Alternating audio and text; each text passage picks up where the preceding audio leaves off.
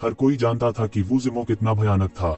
वह कोई ऐसा व्यक्ति था जिसने येजिविन को खोजने के लिए साधु लोग के शिखर पर 99 क्रूर जानवरों का वध किया था। आइस सोल सिटी को समतल करना उसके लिए केक का एक टुकड़ा होता। तभी उन्हें एहसास हुआ कि ऋषि विमान के एक साधारण शिखर और एक सच्चे प्रतिभा के बीच कितना बड़ा अंतर था। यहाँ तक अगर 99 जानवर एक ही समय में नहीं मारे गए थे तब भी यह भयानक था। यदि समान स्तर के देवता समान रूप से मेल खाते थे तो उनके लिए सैकड़ों या हजारों वर्षों तक लड़ना सामान्य था। यदि येजिविन एक जीनियस था जो अभी बड़ा नहीं हुआ था और भविष्य में एक जीनियस बन सकता है, तो वुजिमो एक वास्तविक जीनियस था, एक भयानक जीनियस जो पहले ही बड़ा हो चुका था।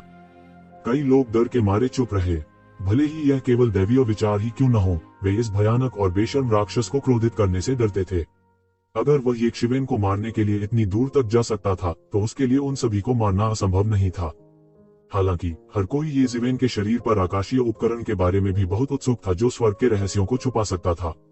किसी को पता होना चाहिए कि यद्यपि देवता कुछ हद तक 3 लोकों से बाहर कूद गए और 5 तत्वों से संबंधित नहीं थे, लेकिन अगर वे एक शीर्ष गुरु से मिले और गणना करना चाहते थे तब भी एक रास्ता था। वुजिमो की ताकत येशिवेन की तुलना में बहुत अधिक मजबूत थी। भले ही वह इसमें माहिर न हो, उसके लिए येजिवेन के ठिकाने का पता लगाना बहुत मुश्किल नहीं होगा।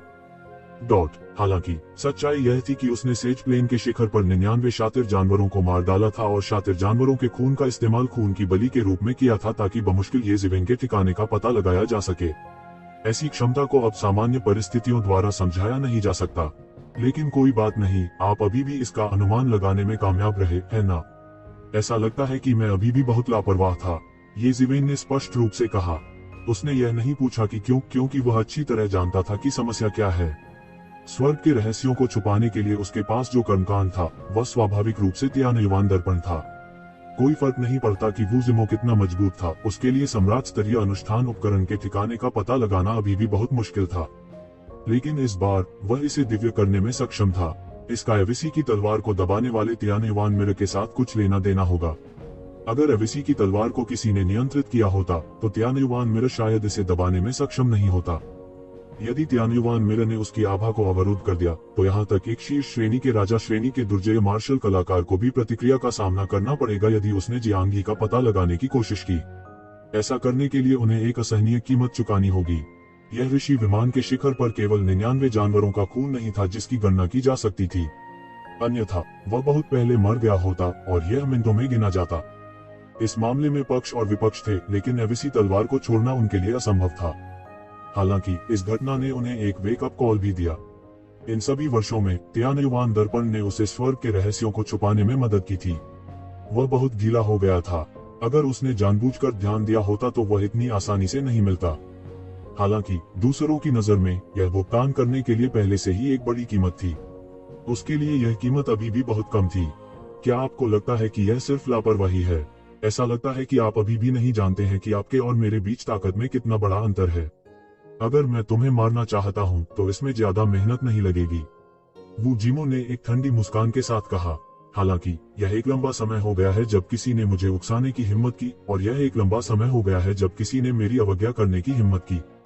इसलिए मैं आपको और बता रहा हूँ, लेकिन अंत में आपका अंत बिल्कुल नहीं बदलेगा। येजिवेन उसे त्यानयुवान मिरर के बारे में समझाने के लिए बहुत आलसी थी। यदि आप चाहते हैं कि मेरी शक्ति लागू हो तो आओ और इसे स्वयं आजमाएं, येजिवेन ने उदासीनता से कहा। ठीक है, मैं तुमसे और कुछ नहीं कहना चाहता। वुजिमो मंद मंद मुस्कुराया। इस बार आपको उस समय के लिए भुगतान करना होगा जो मैंने आपकी वजह से बर्बाद किया। तो आज्ञाकारी रूप से अपनी मृत्यु को स्वीकार करो। वुजिमो की आवाज मुश्किल से फीकी पड़ी थी जब येजिवेन को अचानक पता चला कि उसका पूरा शरीर पत्थर की ऊर्जा से ढका हुआ है। यह पत्थर की ऊर्जा एक झरने की तरह थी और तुरंत उसके शरीर के चारों ओर लिप गई थी। पत्थर की ची अभी भी उसके शरीर पर आक्रमण करने की कोशिश कर रही थी, जिससे वह भयभीत था। इतना मजबूत पत्थर की ची हमारे शरीर में कब घुसी? हमें इसकी भनक तक नहीं लगी।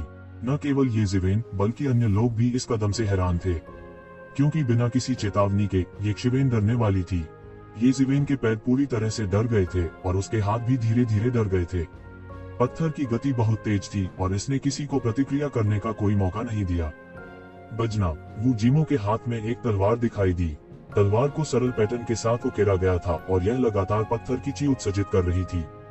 पत्थर में तलवार भी पत्थर में तलवार थी। यह कहा जाना चाहिए कि स्टोन में तलवार कहे जाने वाले पहले व्यक्ति वुजिमो थे। किंवदंती यह थी कि वूजिमो का जन्म इस तलवार के साथ पत्थर में अपनी बाहों में हुआ था। किंवदंती यह थी कि यह एक कीमती तलवार थी जिसने दुनिया के शासक को चुना था। वह व्यक्ति जो अपनी बाहों में पत्थर की तलवार के साथ पैदा हुआ था, उसका राजा बनना तय था। एम्परर्स रोड के उद्घाटन के दौरान वूजिमो इतना बड़ा नाम बनाने में सक्षम होने का कारण पत्थर की तलवार की कथा से संबंधित नहीं था। प्राचीन समय में एक शक्तिशाली व्यक्ति था जो अपनी बाहों में पत्थर की तलवार लेकर पैदा हुआ था। बाद में वे एक अद्वितीय व्यक्ति बन गए। हालांकि उनकी मृत्यु हो गई, लेकिन उनकी किंवदंती अमर थी। इसलिए कुछ लोगों ने कहा कि वो भाई वूजिमो और वूजियू वास्तव में उस महान व्यक्ति के शरीर से पैदा हुए जीवित प्राणी थे। अमर होने के बाद वह अमर पत्थर ही उस महान व्यक्ति का शरीर था। ये सिवेन, मेरी ताकत की तुलना मेरे भाई से मत करो और हमारे कबीले को कम मत समझो।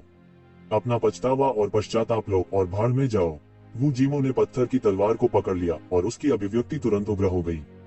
उसने एक कदम आगे बढ़ाया और येशिवेन के सिर पर वार कर दिया। उसकी गति तीव्र नहीं थी क्योंकि उसे तीव्र होने की आवश्यकता ही नहीं थी। यह तलवार येशिवेन की जान लेने के लिए काफी थी। येशिवेन की टांगें और हाथ पहले ही पत्थर की चीसे घिस चुके थे और वह हिल नहीं सकता था। इसके अलावा पत्थर की एक क्षरण की सीमा और बड़ी होती जा रही थी। वह लगभग ऐसा लग रहा था जैसे वह एक पत्थर की मूर्ति बनने वाला है, कला का एक आदर्श काम। बजना, तलवार की रोशनी पहले से ही येशिवेन के माथे के करीब थी और तुरंत उसके शरीर की सुरक्षा कवच को तोड़ दिया। उसके माथे के बीच से खून बहने लगा। यह खत्म हो गया है या येशिवेन खत्म हो गया है? क्या मैं वास्तव में एक अद्वितीय कुकर्मी का पतन देखने जा रहा हूँ? एक और बेजोड़ कुकर्मी जो परिपक्व होने से पहले मरने वाला है। इस तरह के बहुत सारे लोग हैं और वे पहले से ही लोगों को नाराज कर चुके हैं। वे परिपक्व होने से पहले अपमान नहीं कर सकते। हालांकि अगर ऐसे लोग घमंडी और दबंग नहीं हैं, तो वे अपनी प्रतिभा को कैसे जी सकते हैं? टकराना। अचानक एक बड़ा विस्फोट हुआ और येशिवेन के शरीर पर लगा स्टोन क्यूई अचानक बिखर गया। उसका झुलसा हुआ शरीर भी एक पल में सामान्य हो गया और अटूट वज्रपात उसके शरीर के चारों ओर घूम गया, जिससे वह युद्ध के थंडर गॉड जैसा दिखने लगा। हुश, येशिवेन के पीछे अचानक एक जोड़ी हल्के पंख दिखाई दिए और उसका पूरा शरीर शून्य में मिल गया, जैसे कि उसने टेलीपोर्ट किया हो। पलक झपकते ही वह हजारों मील दूर दिखाई दिया और तेज तलवार की रोशनी से बमुश्किल बच पाया। हजारों मील के दायरे में स्टोन क्यूई ने दुनिया को पत्थर की दुनिया में बदल दिया, पूरी तरह से डरा हुआ। येशिवेन की पीठ ठंडे पसीने से भीगी हुई थी। उसका गला थोड़ा सा लुढ़क गया और उसने लार का एक कौर निगल लिया। एक पल पहले यह वास्तव में बहुत खतरनाक था। यदि उसने विकट घड़ी में अपने शैतानी पंख नहीं खोले होते, तो उस तलवार से उसका सिर बेध दिया गया होता। उसकी वर्तमान खेती और वूजिमो की ताकत को देखते हुए यह लगभग निश्चित था कि वह मर जाएगा। ओह, तुम्हारे पास वास्तव में मुक्त होने की ताकत है। तुम वास्तव में सरल नहीं हो, वूजिमो ने बेहोश होकर कहा। वह नहीं बदला क्योंकि येशिवेन अपने पत्थर की ची से मुक्त होने में सक्षम था और यह भी कहा जा सकता था कि वह बिल्कुल भी नहीं हिला था। वह अब चूहे के साथ खेलने वाली बिल्ली की तरह था। उसकी नजर में येशिवेन के बचने का कोई रास्ता नहीं था और यह थोड़ी और परेशानी से ज्यादा कुछ नहीं था। ऐसा लगता है कि आपको व्यक्तिगत रूप से मारने के लिए आना सही निर्णय था। अगर यह कोई और होता तो मुझे डर है कि आप बच जाते। यहाँ तक अगर आप साधु क्षेत्र के शिखर पर होते तब भी आपके पास बचने का एक रास्ता होता। वूजिमो ने ठंडी मुस्कान के साथ कहा। वह अपने विचारों के प्रति और भी आश्वस्त था। लेकिन उस उपकरण के बारे में क्या जो आपने मुझे घायल करने के लिए इस्तेमाल किया था? यह क्या है? मैं इसे भी देखना चाहता हूँ, वूजिमो ने बेहोश होकर कहा। उनके लिए यह एक कांटा की तरह था। हालांकि उसने अपनी शक्ति का केवल एक छोटा सा हिस्सा हस्तांतरित किया था, फिर भी उसे चोट लगी थी। यह कुछ ऐसा था जिसे टाला नहीं जा सकता था। तुम इसे देखना चाहते हो? भाड़ में जाओ और इसे देखो। येशिवेन हंसी। 10,000 स्पेल रूले उसका तुरुप का पत्ता था और स्वाभाविक रूप से वह इसे लापरवाही से इस्तेमाल नहीं करेगा। मुझे यह जानने की आवश्यकता नहीं है कि यह बहुत अधिक ऊर्जा का उपभोग करता है और इसे किसी भी समय उपयोग नहीं किया जा सकता है। आप जैसे गुरु के लिए यह बहुत ही बेकार है। मुझे इसका पूरा उपयोग करने वाला होना चाहिए शक्ति, वूजिमो ने बेहोश होकर कहा। लेकिन इस बार क्या आप इससे बच पाएंगे? इससे पहले कि वह बोलना समाप्त करता, येशिवेन को अचानक एहसास हुआ कि वूजिमो दूर से गायब हो गया था। जब वह फिर से प्रकट हुआ, वह पहले से ही उससे 3 फीट से भी कम दूर था। उसके हाथ में पत्थर की तलवार पहले ही एक चौंकाने वाली रोशनी के साथ फूट चुकी थी और आसपास की जगह पूरी तरह से डर गई थी। टकराना। उसकी तलवार की रोशनी हर चीज को चीरती हुई येशिवेन की ओर बढ़ गई। महत्वपूर्ण क्षण में येशिवेन के हल्के पंखों ने उसकी रक्षा की और अधिकांश शक्ति वहन की। यह तुरंत टुकड़ों में टूट गया और शेष शक्ति ने येशिवेन के शरीर पर बमबारी की। येजिवेन ने मुंह से खून निकाला और उसका पूरा शरीर उड़ गया। उसके पूरे शरीर में दरार के निशान दिखाई दे रहे थे। धिक्कार है, वह इतना मजबूत कैसे हो सकता है? हालांकि एक शिवन को उड़ते हुए भेजा गया था, फिर भी उसका मन स्पष्ट था। वू जिमो की ताकत उसकी गणना से कहीं अधिक थी। पहले वह भी सेज दायरे के एक शिखर से घिरा हुआ था, लेकिन वू जिमो की तुलना में वह विशेषज्ञ स्वर्ग और पृथ्वी की तरह था। अंतर दर्जनों बार था और इसकी गणना तर्क से नहीं की जा सकती थी। हालांकि उन्होंने हार नहीं मानी।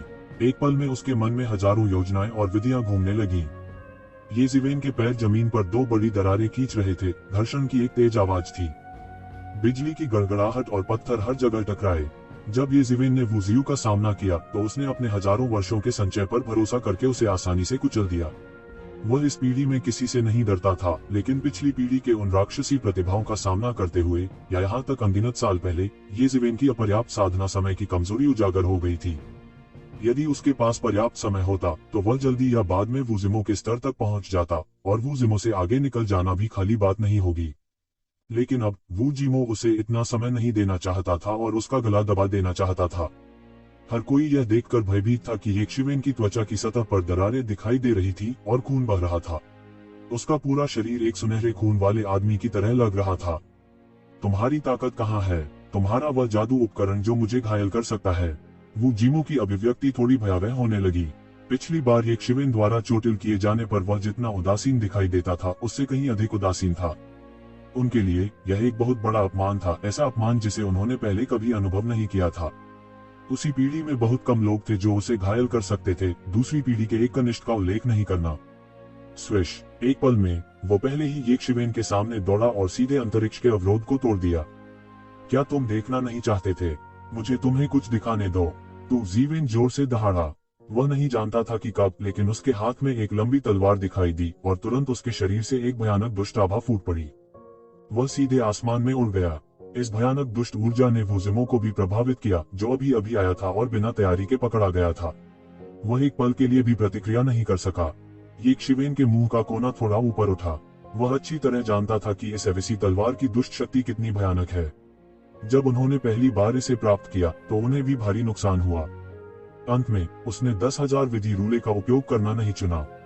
हालांकि उसने एक और तुरुप का इक्का दिखाया था, उसके पास अब और कोई चारा नहीं था। वह उस क्षण के लिए लड़ना चाहता था जब एविसी तलवार की दुष्ट शक्ति फूट पड़ी। उची एविसी की तलवार वू जिमो के शरीर में घुस गई। वू जिमो अमर पत्थर से पैदा हुआ एक अमर भ्रूण था। वह एक असाधारण शरीर के साथ पैदा हुआ था। हालांकि एविसी की तलवार की रोशनी में यह बेकार था। यह उसके माध्यम से कागज की तरह चुभ गया। वू जिमो का खून बह निकला और एविसी तलवार द्वारा निगल लिया गया।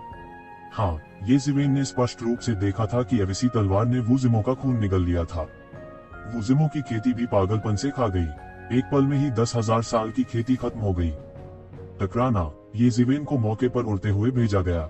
हालांकि वू जिमो येजिवेन के जाल में गिर गया था और गंभीर रूप से घायल हो गया था, लेकिन सेज प्लेन के शिखर पर एक ऋषि के रूप में उसकी भयानक ताकत अभी भी फट गई थी, जिससे येजिवेन उड़ रही थी। एविसी तलवार के बाहर निकलते ही ताजा खून सभी दिशाओं में फैल गया। गर्जन! वू जिमो दहाड़ा। वह पागल होने वाला था। उसकी आंखें एक क्रूर जानवर की तरह सुर्ख लाल थीं। उनमें से अधिकांश एविसी तलवार से प्रभावित थे, जबकि बाकी क्रोध, अत्यधिक क्रोध के कारण थे। वह पागल होने ही वाला था। वह इस बार येजिवेन को पकड़ने में सक्षम नहीं था और उसने उसे गंभीर रूप से घायल करने का अवसर भी लिया था। वह इस बात पर जोर दे रहा था कि वह बुरी तरह असफल नहीं होगा। वास्तव में बुरी तरह असफल न होने के लिए उसने येजिवेन को व्यक्तिगत रूप से मारने के लिए हजारों मील की यात्रा की थी, लेकिन वह फिर भी बुरी तरह विफल रहा। यह कोई छोटा मामला नहीं था। एविसी की तलवार ने उनकी 10,000 साल की शक्ति को लगभग निगल लिया था। उसने यह कल्पना करने की हिम्मत नहीं की कि यदि यह जारी रहा तो उसकी शक्ति और रक्तसार को इस अजीब और अशुभ तलवार से तब तक सुखाया जाएगा जब तक कि उसकी मृत्यु नहीं हो जाती। एक तलवार ने उसे गंभीर रूप से घायल कर दिया था। वह क्या है? वह तलवार क्या है? हे भगवान, यह सनसनीखेज होने वाला है। यह सनसनीखेज होने वाला है। येजिवेन द्वारा वू जिमो को गंभीर रूप से घायल कर दिया गया था। भीड़ पूरी तरह से हक्का बक्का रह गई। उन्हें विश्वास नहीं हो रहा था। अगर इसका उल्टा होता तो चीजें स्वाभाविक लगती, लेकिन उनके लिए सबसे अविश्वसनीय चीज हो गई थी। वू जिमो लड़ाई जीतने में इतना आश्वस्त था, लेकिन इतनी बड़ी गलती सामने आ गई थी। एक अंधा आदमी भी उस तलवार से अभी अभी देख सकता था कि वू जिमो गंभीर रूप से घायल हो गया था। केवल एक तलवार ने वू जिमो को गंभीर रूप से घायल कर दिया था। ये निश्चित रूप से ये शिवेन की अपनी ताकत नहीं थी। वह तलवार क्या थी?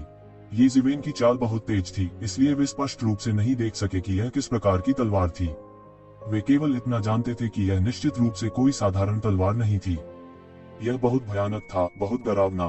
दूसरी तरफ ये जिवेन ने विस्फोट की ताकत का फायदा उठाया और बचने के लिए सीधे एक स्ट्रीमर में बदल गई। हालांकि उसने एविसी तलवार से वुजिमो को गंभीर रूप से घायल कर दिया था, फिर भी वह उससे निपट नहीं सका। उस तलवार ने उनकी आध्यात्मिक शक्ति को पहले ही समाप्त कर दिया था। इसके अलावा वह गंभीर रूप से घायल भी हो गया था, इसलिए उसने एविसी तलवार का बहुत ज्यादा इस्तेमाल करने की हिम्मत नहीं की। अन्यथा वह उस दुष्ट शक्ति द्वारा नियंत्रित किया जा सकता है और अंत में चूसा जा सकता है। एविसी तलवार से वुजिमो भी गंभीर रूप से घायल हो गया था, इसलिए उसके पास ये जिवेन का पीछा करने की क्षमता नहीं थी। वो केवल असहाय होकर देख सकता था और ये शिवेन भाग निकला। ये जिवेन आसमान में केवल वुजिमो की तेज दहाड़ सुनाई दे रही थी। इस लड़ाई की खबर कुछ लोगों के मुंह से जंगल की आग की तरह फैल गई। जो कुछ भी इन राक्षसी प्रतिभाओं से संबंधित था वह सभी के लिए एक गर्म विषय बन जाएगा। इसके अलावा यह इतना बड़ा मामला था। वुजिमो गंभीर रूप से घायल हो गया था और अन्य प्रसिद्ध राक्षसों द्वारा नहीं, बल्कि नई पीढ़ी के ये जिवेन द्वारा। एक बार इस खबर की पुष्टि हो जाने के बाद यह तेजी से पूरे कुर्फस रोड में फैल गई। वुजिमो बेहद मजबूत था, इसलिए स्वाभाविक रूप से उसने कई लोगों को नाराज कर दिया था। ऐसे कई लोग थे जो उसे पसंद नहीं करते थे और इन लोगों में कई राक्षस भी थे। वे वुजिमो से नहीं डरते थे, इसलिए उन्होंने जल्दी से इस खबर को फैलाना शुरू कर दिया। उस समय बहुत सारे लोग थे जिन्होंने इसे देखा था और वुजिमो उसके बाद अपनी चोटों को ठीक करने के लिए जल्दी में निकल गया। उसके पास लोगों को चुप कराने के लिए मारने का समय नहीं था, इसलिए इस खबर की विश्वसनीयता जल्दी पक्की हो गई। एक समय के लिए दुनिया तुरंत चौंक गई थी। वुजिमो वास्तव में गंभीर रूप से घायल हो गया था और वह एक नया उभरता हुआ जूनियर भी है। क्या यह वास्तविक है? यह बहुत भयानक है। पृथ्वी पर कैसे उस व्यक्ति के पास ऐसी क्षमता है? ऐसा कहा जाता है कि ऐसा लगता है कि एक प्रकार का शानदार ग्रेट जादू उपकरण है जिसने अंततः वुजिमो को घायल कर दिया। अगर मैं केवल इस सर्वोच्च ग्रेट जादू की कलाकृति पर अपना हाथ पा सकता, तो क्या मेरे पास उन राक्षसी प्रतिभाओं को चुनौती देने की क्षमता भी नहीं होती? जब इस खबर ने कुरपुर्स रोड को झकझोर दिया और वुजिमो को कई लोगों द्वारा बदनाम किया गया, तो इस मामले के निरंतर किन्वन के साथ साथ ये जिवेन नाम भी एक प्रसिद्ध अस्तित्व बन गया। यहाँ तक ऊपरी स्वर्ग के कुछ बेजोड़ दुष्टों ने भी इस नाम के बारे में सुना था। हिडन वैली के साथ अच्छे संबंध रखने वाली ताकतों के कुछ दुष्टों ने सार्वजनिक रूप से यह भी व्यक्त किया कि वे ये जिवेन की भविष्य की विकास क्षमता के बारे में बहुत आशावादी थे और उम्मीद करते थे कि भविष्य में उन्हें उनके रैंकों में स्थान दिया जाएगा। उन राक्षसों के लिए यह पहले से ही उच्चतम मूल्यांकन था, क्योंकि उनके अहंकार के साथ उनके लिए यह सोचना बिल्कुल असंभव था कि कोई भी उन्हें पार कर सकता है। यह कहने की बात नहीं है कि यह केवल क्षमता वाला एक जूनियर था। यहाँ तक इसे चेहरा देने के रूप में भी माना जा सकता है, और यह वुजिमो के चेहरे पर थप्पड़ मारने के इरादे के बिना जरूरी नहीं था। आखिरकार जितना अधिक उन्होंने ये जिवेन की प्रशंसा की, उतना ही अधिक वे वुजिमो के चेहरे पर तमाचा मार सकते थे। इन प्रशंसाओं में ये जिवेन को लगभग वर्तमान युग का नंबर 1 विशेषज्ञ माना जाता था। कम से कम उन राक्षसी प्रतिभाओं के बीच जो पिछले 100,000 वर्षों में प्रकट हुई, कोई भी उनकी बराबरी नहीं कर सकता था। स्वाभाविक रूप से ऐसे लोग थे जो इस तरह की प्रशंसा बर्दाश्त नहीं कर सकते थे और इससे कुछ प्रतिक्रिया हुई। बहुत से लोगों ने कहा कि एक शिवेन अतिशयोक्ति कर रहा था, कि वह उतना मजबूत नहीं था और यह कि उस समय यह सिर्फ एक चुपके से किया गया हमला था। ऐसे कई लोग भी थे जिन्होंने कुरपुर्स रोड में अपनी ताकत दिखाने की योजना बनाई थी, अपना असंतोष व्यक्त किया और सार्वजनिक रूप से ये जिवेन को चुनौती दी। इस अफवाह के कारण उन्माद को एक और उच्च स्तर पर धकेल दिया। इन अफवाहों के बीच एक अफवाह ऐसी भी थी जिसमें मिलावट की गई थी। पहली बार में अगोचर था, लेकिन जल्द ही यह मुख्यधारा की अफवाह बन गई। ये एक शिवेन की तलवार के बारे में यही अटकलें थीं। यह एक उच्च श्रेणी का दैवीय उपकरण था जो एक कुकर्मी को गंभीर रूप से घायल कर सकता था। यह अफवाह अनगिनत लोगों को पूरी तरह पागल करने के लिए काफी थी। इस कुरपुर्स रोड में ये राक्षस लगभग सबसे मजबूत थे और एक जादू उपकरण होने का मतलब था कि एक निश्चित सीमा तक वह पहले से ही सबसे मजबूत के रैंक में था, या कम से कम उन्हें चुनौती देने के लिए पूंजी थी। इन अफवाहों में शुरुआत में अफवाह ने कहा कि ये जिवेन ने केवल चुपके से वुजिमो पर हमला किया और उसे गार्ड से पकड़ लिया, लेकिन यह जल्द ही वुजिमो का सामना करने के लिए इस शानदार ग्रेट जादू उपकरण पर भरोसा करते हुए ये जिवेन में विकसित हो गया, और में अंत में उसने उसे गंभीर रूप से घायल कर दिया और वुजिमो गंभीर रूप से बच गया चोटें। इससे बहुत से लोग ये जिवेन के ठिकाने को खोजने के लिए उत्सुक हो गए और पौराणिक जादू उपकरण को जब्त कर लिया। इसके अलावा अफवाह के अनुसार ये जिवेन भी गंभीर रूप से घायल हो गई थी, इसलिए उनकी संभावना बहुत अधिक थी। भले ही वह घायल न हुआ हो, वे कम परवाह नहीं कर सकते थे। एक सर्वोच्च श्रेणी की दिव्य कलाकृति एक बहुत ही कीमती अनुष्ठान उपकरण थी। यह कहा जा सकता है कि बहुत से लोगों ने अपने पूरे जीवन में सर्वोच्च श्रेणी की दिव्य कलाकृति को कभी नहीं देखा था, लेकिन इसने उन्हें इसके लिए तरसने से नहीं रोका। यदि वे इसका सही ढंग से उपयोग करने में सक्षम थे, तो यह वास्तव में एक शक्तिशाली प्रभाव पैदा कर सकता था जो कि इम्पेरिशेबल प्लेन कल्टीवेटर्स को सेज प्लेन कल्टीवेटर्स से लड़ने की अनुमति देगा। लेकिन वे यह नहीं जानते थे कि एविसी की तलवार जो येज़ेवेन ने प्राप्त की थी, वह एक दोधारी तलवार थी और उस पर दुष्ट आभा अज्ञात थी कि उसने कितने जीवों को मार डाला था ताकि वर्तमान स्तर का शातिर आभा बन सके। लेकिन इस अफवाह के प्रसार के तहत अधिक से अधिक लोग अनायास ही येज़ेवेन को देखने के लिए आ गए, इस उम्मीद में कि उन्हें शानदार ग्रेट जादू उपकरण मिल जाएगा। ठीक यही कुछ लोग चाहते थे। यह अफवाह फैलाने के पीछे व्यक्ति की नापाक मंशा का अंदाजा लगाना मुश्किल नहीं था। वे देवता विकृत, हिंसक और उतावले हो सकते हैं, लेकिन वे मूर्ख नहीं थे। स्वाभाविक रूप से वे इसके माध्यम से देख सकते थे, लेकिन इस अफवाह का सबसे शक्तिशाली हिस्सा यह था कि भले ही उन्हें पता था कि इसके पीछे कोई है, लेकिन इसने उन्हें येज़ेवेन की तलाश करने से नहीं रोका। बस यह तथ्य कि यह एक शानदार ग्रेड का जादू उपकरण था, हर किसी को अपना दीवाना बनाने के लिए काफी था। यदि एक सर्वोच्च श्रेणी की दैवीय कलाकृति की खबर बाहरी दुनिया में फैलती है, तो कुछ शीर्षक वाले राजाओं को भी लुभाया जाएगा। कई शीर्षक वाले राजा एक सर्वोच्च श्रेणी की दिव्य कलाकृतियों को परिष्कृत करने में असमर्थ थे। ऐसा इसलिए था क्योंकि सर्वोच्च श्रेणी की दिव्य कलाकृतियों को परिष्कृत करने के लिए आवश्यक सामग्री को खोजना बहुत कठिन था। कई शीर्षक वाले राजाओं ने सैकड़ों हजारों वर्षों तक खोज की थी और अभी भी उन्हें आवश्यक सामग्री नहीं मिल पाई थी। किसी और की सर्वोच्च श्रेणी की दिव्य कलाकृतियों को परिष्कृत करना सबसे तेज तरीका था। मार्शल कलाकारों के लिए जिन्हें राजा का खिताब नहीं दिया गया था, यह एक ऐसा प्रलोभन था जिसका विरोध करना कठिन था। हालांकि ऐसा लगता है कि उसके बाद येज़ेवेन गायब हो गई थी। वे येज़ेवेन की स्थिति की गणना नहीं कर सके, चाहे उन्होंने कितनी भी कोशिश की हो। ऐसा लगता था जैसे उन्होंने पिछली बार से अपना सबक सीख लिया था और स्वर्ग के रहस्यों को छुपाने को मजबूत कर लिया था। देवता स्वयं 3 लोकों से परे थे और 5 तत्वों से संबंधित नहीं थे। यदि वे छिपना चाहते थे, तो दूसरों के लिए उनके स्थान की गणना करना बहुत कठिन था। और जैसा कि सभी जानते थे, येज़ेवेन के पास एक खजाना था जो स्वर्ग के रहस्यों से छुपा सकता था। उसकी गणना करना बहुत कठिन था। इस समय येज़ेवेन को नहीं पता था कि एविसी तलवार के कारण बाहरी दुनिया में हर जगह अफवाहें थीं कि उसके पास एक सर्वोच्च कोटि की दिव्य कलाकृति है। हालांकि अगर वह जानता भी, तो वह बहुत ज्यादा परवाह नहीं करता। जिस क्षण से उसने एविसी तलवार का इस्तेमाल किया, उसने खुद को इसके लिए पहले ही तैयार कर लिया था। जल्दी या बाद में लोगों को इसके बारे में पता चल जाएगा। एक सर्वोच्च श्रेणी की दिव्य कलाकृति वास्तव में बहुत ही आकर्षक थी। वह केवल इतना ही कर सकता था कि जितनी जल्दी हो सके अपनी ताकत बढ़ाए। उसके सामने घने पत्तों वाले अनगिनत विशाल पेड़ थे। यहाँ तक सूरज की रोशनी भी अंदर नहीं आ पाती थी। इस अंधेरे जंगल में बिखरी हुई रोशनी के धब्बे ही चमकते थे। 1000 मील से आगे वह अब कुछ भी नहीं पहचान सकता था। यहाँ तक कि जब उसने अपनी मुक्ति की आंख खोली, तो वह इस घने कोहरे में नहीं देख सका। अधिक सटीक होने के लिए येज़ेवेन अब खो गई थी। वो जीमों से बचने के बाद वह गलती से इस जंगल में घुस गया था। अंत में वह पूरी तरह से खो गया था। एक देवता के लिए यह केवल एक चमत्कार था। वह कई वर्षों से खोया नहीं था। जो लोग खो गए थे वे आमतौर पर ऐसे लोग थे जिनका सेरिबेलम अच्छी तरह से विकसित नहीं हुआ था। उनकी स्थानिक धारणा खराब थी। एक संपूर्ण शरीर वाले देवता के लिए यह बिल्कुल असंभव था। जब तक वे किसी स्थान पर रहे, वे इसे अपने शेष जीवन के लिए कभी नहीं भूलेंगे। हालांकि सच्चाई यह थी कि वह वास्तव में खो गया था। इसे समझाने का कोई तरीका नहीं था। वह सचमुच खो गया था। यह कहा जाना चाहिए कि इस जंगल के बारे में कुछ अजीब बात थी। यह सिर्फ सूरज की रोशनी को बंद करने जैसा आसान नहीं था। चाहे वह कितना भी उड़े, वह इस जंगल से बाहर नहीं उड़ सकता था। ऐसा नहीं था कि यह जंगल आश्चर्यजनक रूप से बड़ा था, लेकिन वह फिर से चक्कर लगा चुका था।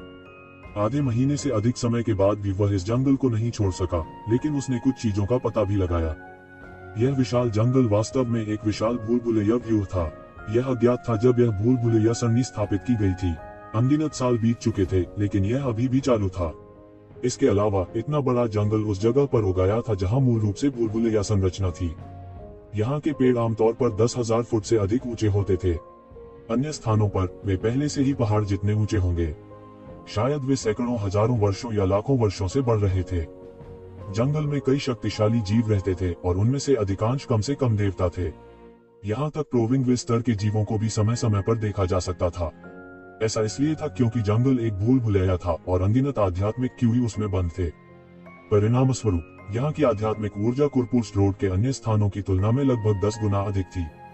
कोई आश्चर्य नहीं कि इतने शक्तिशाली जीवों को यहाँ पाला जा सकता है। हालांकि ये जीव उसके लिए कोई समस्या नहीं थे, बस एक ही दिक्कत थी कि गलती से उसमें घुस जाने के बाद वह बाहर नहीं निकल सका। पिछले आधे महीने में वुजिमो के साथ लड़ाई के कारण उसके शरीर पर लगी चोटें भी पूरी तरह ठीक हो गई थी। चूंकि वह बाहर नहीं निकल सकता था, वह केवल कुछ समय के लिए इसे एक तरफ रख सकता था और अपनी साधना को पहले अविनाशी क्षेत्र के शिखर पर धकेल सकता था। बड़ी मुश्किल से उन्हें जंगल में एक गुफा मिली जिसे अज्ञात समय में खोला गया था। यह बहुत पुराना था, लेकिन आमतौर पर कोई भी शक्तिशाली प्राणी इसके पास नहीं जाता था। यह अपेक्षाकृत दूरस्थ था। गुफा उबड़ खाबड़ और भद्दी थी और यह स्पष्ट रूप से बहुत समय पहले बनाई गई थी। हालांकि जितना अधिक एक शिवेन अंदर गया, उतना ही अधिक उसने पाया कि अंदर की जगह उसकी कल्पना से कहीं अधिक बड़ी थी। वह जितना गहरा गया, जगह उतनी ही कम होती गई। इसके विपरीत यह बड़ा और बड़ा होता जा रहा था। गुफा के अंदर एक अतुलनीय विशाल खाली जगह थी। यह सैकड़ों मीटर ऊंचा और सैकड़ों हजारों वर्ग मीटर आकार का था। यह अत्यंत विस्तृत था। हालांकि एक लंबा समय बीत चुका था और यह स्वाभाविक रूप से विकसित हो गया था, फिर भी वह एक नजर में बता सकता था कि यह शायद मानव निर्मित है और ऐसा कुछ नहीं है जो स्वाभाविक रूप से विकसित हो सके। पूरी गुफा के दूसरे छोर पर जमीन पर कुछ बिखरी हुई हड्डियां थीं। कुछ मशीनरी भी थी, कुछ निशानों के साथ। ये ज़मीन यह निर्धारित करने के लिए पर्याप्त था कि अतीत में यहाँ किसी ने लड़ाई लड़ी थी। लाशें बहुत पुरानी थीं, लेकिन वे अभी भी चमक रही थीं और प्रकाश की सुनहरी किरणें छोड़ रही थीं। वे देवता थे। जो खून फूटा था वह अभी तक सूखा नहीं था। ये शिवेन अभी भी महसूस कर सकती थी कि उसके भीतर एक शक्तिशाली ऊर्जा छिपी हुई थी। यह एक शक के बिना एक भगवान है और मुझे डर है कि यह एक असाधारण शक्तिशाली भगवान है। ये ज़िवेन ने न्याय किया। इन बिखरे हुए कंकालों के अलावा यांत्रिक टुकड़ों ने भी ये ज़िवेन का ध्यान आकर्षित किया। उसने एक टुकड़ा उठाया और कुछ देर उसका अध्ययन किया। उसमें निहित दैवीय सामग्री को खोजना अत्यंत कठिन था। वे असाधारण दिव्य सामग्री थे। वास्तव में उसने उनमें से कई को कभी देखा या सुना नहीं था। ये यांत्रिक टुकड़े सरल नहीं थे। मुझे उम्मीद नहीं थी कि अभी भी लोग यहाँ आएंगे। अचानक सभी दिशाओं से एक अतुलनीय गहरी आवाज आई। ये ज़िवेन तुरंत सतर्क हो गए और उनके पूरे शरीर की शक्ति चरम पर पहुंच गई। चिंता मत करो, यह सिर्फ एक अवशेष आत्मा है। एक आकृति शून्य से बाहर निकली, लेकिन यह एक असाधारण स्वभाव वाला एक अधेड़ उम्र का व्यक्ति था। उसने अज्ञात युग के सादे कपड़े पहने हुए थे और उसके माथे पर 2 सुनहरे सींग थे। इसके अलावा वह एक इंसान से अलग नहीं था। हालांकि ये ज़िवेन को थोड़ी राहत मिली क्योंकि वह देख सकता था कि यह अधेड़ उम्र का आदमी वास्तव में सिर्फ एक अवशेष आत्मा था। यह कहा जाना चाहिए कि यह एक अवशेष आत्मा थी, न कि एक दुर्भावनापूर्ण आत्मा की तरह अस्तित्व। इसके अलावा इस अधेड़ उम्र के व्यक्ति की आकृति बहुत फीकी थी और वह शायद वास्तविक विनाश से दूर नहीं था। आत्मा सामान्य लोगों की आत्मा से कहीं अधिक दृढ़ थी, लेकिन मुख्य शरीर की मृत्यु के मामले में यह हमेशा के लिए अस्तित्व में नहीं रह सकती थी। वे बची हुई आत्माएं जिन्होंने सैकड़ों हजारों वर्षों या यहाँ तक लाखों वर्षों का अनुभव किया था, वे अभी भी एक जुनून या शत्रुता की सांस के कारण अस्तित्व में नहीं थी, बल्कि इसलिए कि वे किसी प्रकार की दिव्य वस्तु से जुड़ी हुई थीं। जूनियर ये ज़िवेन ने सीनियर का अभिवादन किया। तो ज़िवेन ने देखा कि अधेड़ उम्र के व्यक्ति का कोई दुर्भावनापूर्ण इरादा नहीं था, इसलिए उसने अभिवादन किया और कहा, जो भी हो, यह अधेड़ उम्र का आदमी शायद उसका बड़ा सीनियर था। अधेड़ उम्र के व्यक्ति ने संतोष के साथ सिर हिलाया और ये ज़िवेन की ओर देखा। तुमने मुझसे तुरंत पूछताछ नहीं की, तुम एक अच्छे इंसान हो। ये ज़िवेन को अचानक थोड़ी शर्मिंदगी महसूस हुई, लेकिन इस तरह की बात असामान्य नहीं थी। यदि यह बुरे इरादों वाला कोई अन्य व्यक्ति था, यह देखते हुए कि यह सिर्फ एक अवशेष आत्मा थी, तो वह उसे मौके पर ही पकड़ लेगा, उसे दिन रात प्रताड़ित करेगा और कई अद्वितीय कौशल और रहस्यों का पता लगाने के लिए उसे पूछताछ करेगा जो उसके पास था जब वह था जीवित। जीवित प्राणियों के लिए जिन्होंने ताव हासिल नहीं किया था, आत्मा अभी भी एक महान निवारक थी, लेकिन उनके स्तर के बिजली घर के लिए यह कुछ भी नहीं था। मिलना एक अवसर है। मैं तुम्हें एक छोटा सा खिलौना दूंगा, लेकिन मुझे आशा है कि तुम मेरी कुछ मदद कर सकते हो। अधेड़ उम्र के आदमी ने कहा, वरिष्ठ, कृपया मुझे बताओ। तो ज़िवेन ने कहा, उसने पहले ही अपना मन बना लिया था। अगर यह एक विशेष रूप से कठिन मामला था, तो वह इस तथाकथित छोटे खिलौने के लिए खुद को खतरे में नहीं डालेगा। यह कोई बड़ी बात नहीं है। मुझे आशा है कि आप मेरी ओर से दिव्य कठपुतली संप्रदाय में जा सकते हैं और किसी के लिए संदेश ला सकते हैं। अधेड़ उम्र के आदमी ने हल्के से कहा, दिव्य कठपुतली संप्रदाय। ये ज़िवेन को इस संप्रदाय का कोई आभास नहीं था, लेकिन असीम ब्रह्मांड में लाखों संप्रदाय थे। यह सामान्य था कि वह एक संप्रदाय के बारे में नहीं जानता था। अगर यह सिर्फ एक संदेश लाने के लिए होता, तो यह उसके लिए उंगली उठाने जितना आसान होता। आपने इसके बारे में नहीं सुना। अधेड़ उम्र के व्यक्ति ने येजिवेन को कुछ आश्चर्य से देखा, जैसे उसने कभी नहीं सोचा था कि येजिवेन ने इसके बारे में नहीं सुना होगा। उसकी अभिव्यक्ति से येजिवेन कैसे अनुमान नहीं लगा सकता था कि दिव्य कठपुतली संप्रदाय सबसे अधिक एक शानदार संप्रदाय था। इस बात की बहुत संभावना थी कि वे उस बिंदु पर पहुंच गए थे जहां हर कोई उनके बारे में जानता था। उसकी अभिव्यक्ति थोड़ी अजीब थी। क्या यह उसे थोड़ा अज्ञानी नहीं लग रहा था? भूल जाओ, कोई बात नहीं। दैवीय कठपुतली संप्रदाय कोई छोटा पंथ नहीं है। इसे खोजना तुम्हारे लिए मुश्किल नहीं होना चाहिए, इसलिए मैं तुम्हें और कुछ नहीं कहूंगा। मैं चाहता हूं कि तुम एक संदेश लेकर आओ। एक महिला जिसे फेरी लिंगजी कहा जाता है, उसे झाओ तियानकुंग को भूल जाने दो और शुरू करो। अधेड़ उम्र के आदमी ने आह भरी और एकांत भाव से कहा। येजिवेन को पता था कि यह अधेड़ उम्र का आदमी सबसे अधिक संभावना झाओ तियानकुंग था, और यह कि परी लिंगजी सबसे अधिक संभावना उसके पूर्व प्रेमी थे, और उसका मूल शरीर सबसे अधिक मृत था। वह आखिरकार समझ गया कि दिव्य आत्मा की यह इच्छा अब तक क्यों जीवित रह सकती है। यह उसका जुनून होना चाहिए। हालांकि अगर येजिवेन अंदर नहीं घुसा होता तो वह लंबे समय तक टिक नहीं पाता और स्वर्ग और पृथ्वी के बीच गायब हो जाता। चाहे उसका जुनून कितना भी लगातार क्यों न हो, वह स्वर्ग और पृथ्वी के नियमों के क्षरण का विरोध नहीं कर सकता था। वरिष्ठ, क्या आप झाओ तियानकुंग हैं? येजिवेन ने पूछा। हाँ, मैं झाओ तियानकुंग हूँ, एक ऐसा व्यक्ति जो स्वर्ग और पृथ्वी की विशालता को नहीं जानता। आपको भी दाव को प्राप्त करने के अवसर के लिए आना चाहिए था। झाओ तियानकुंग ने येजिवेन को देखा और कहा। उसने येजिवेन को बोलने का मौका नहीं दिया और खुद से बात करना जारी रखा। उस समय मैं भी तुम्हारी तरह था। मैं भी दाव को प्राप्त करने का सपना लेकर आया था। मैंने भी अपने लिए एक बड़ा नाम बनाया, लेकिन अंत में मैं यहाँ मर गया। क्या दाव? यह सिर्फ एक खाली सपना था। मैं निश्चित रूप से सीनियर का संदेश लाऊंगा। येजिवेन ने एक गरिमापूर्ण अभिव्यक्ति के साथ सिर हिलाया। उनके दिल में एक अवर्णनीय डैक था।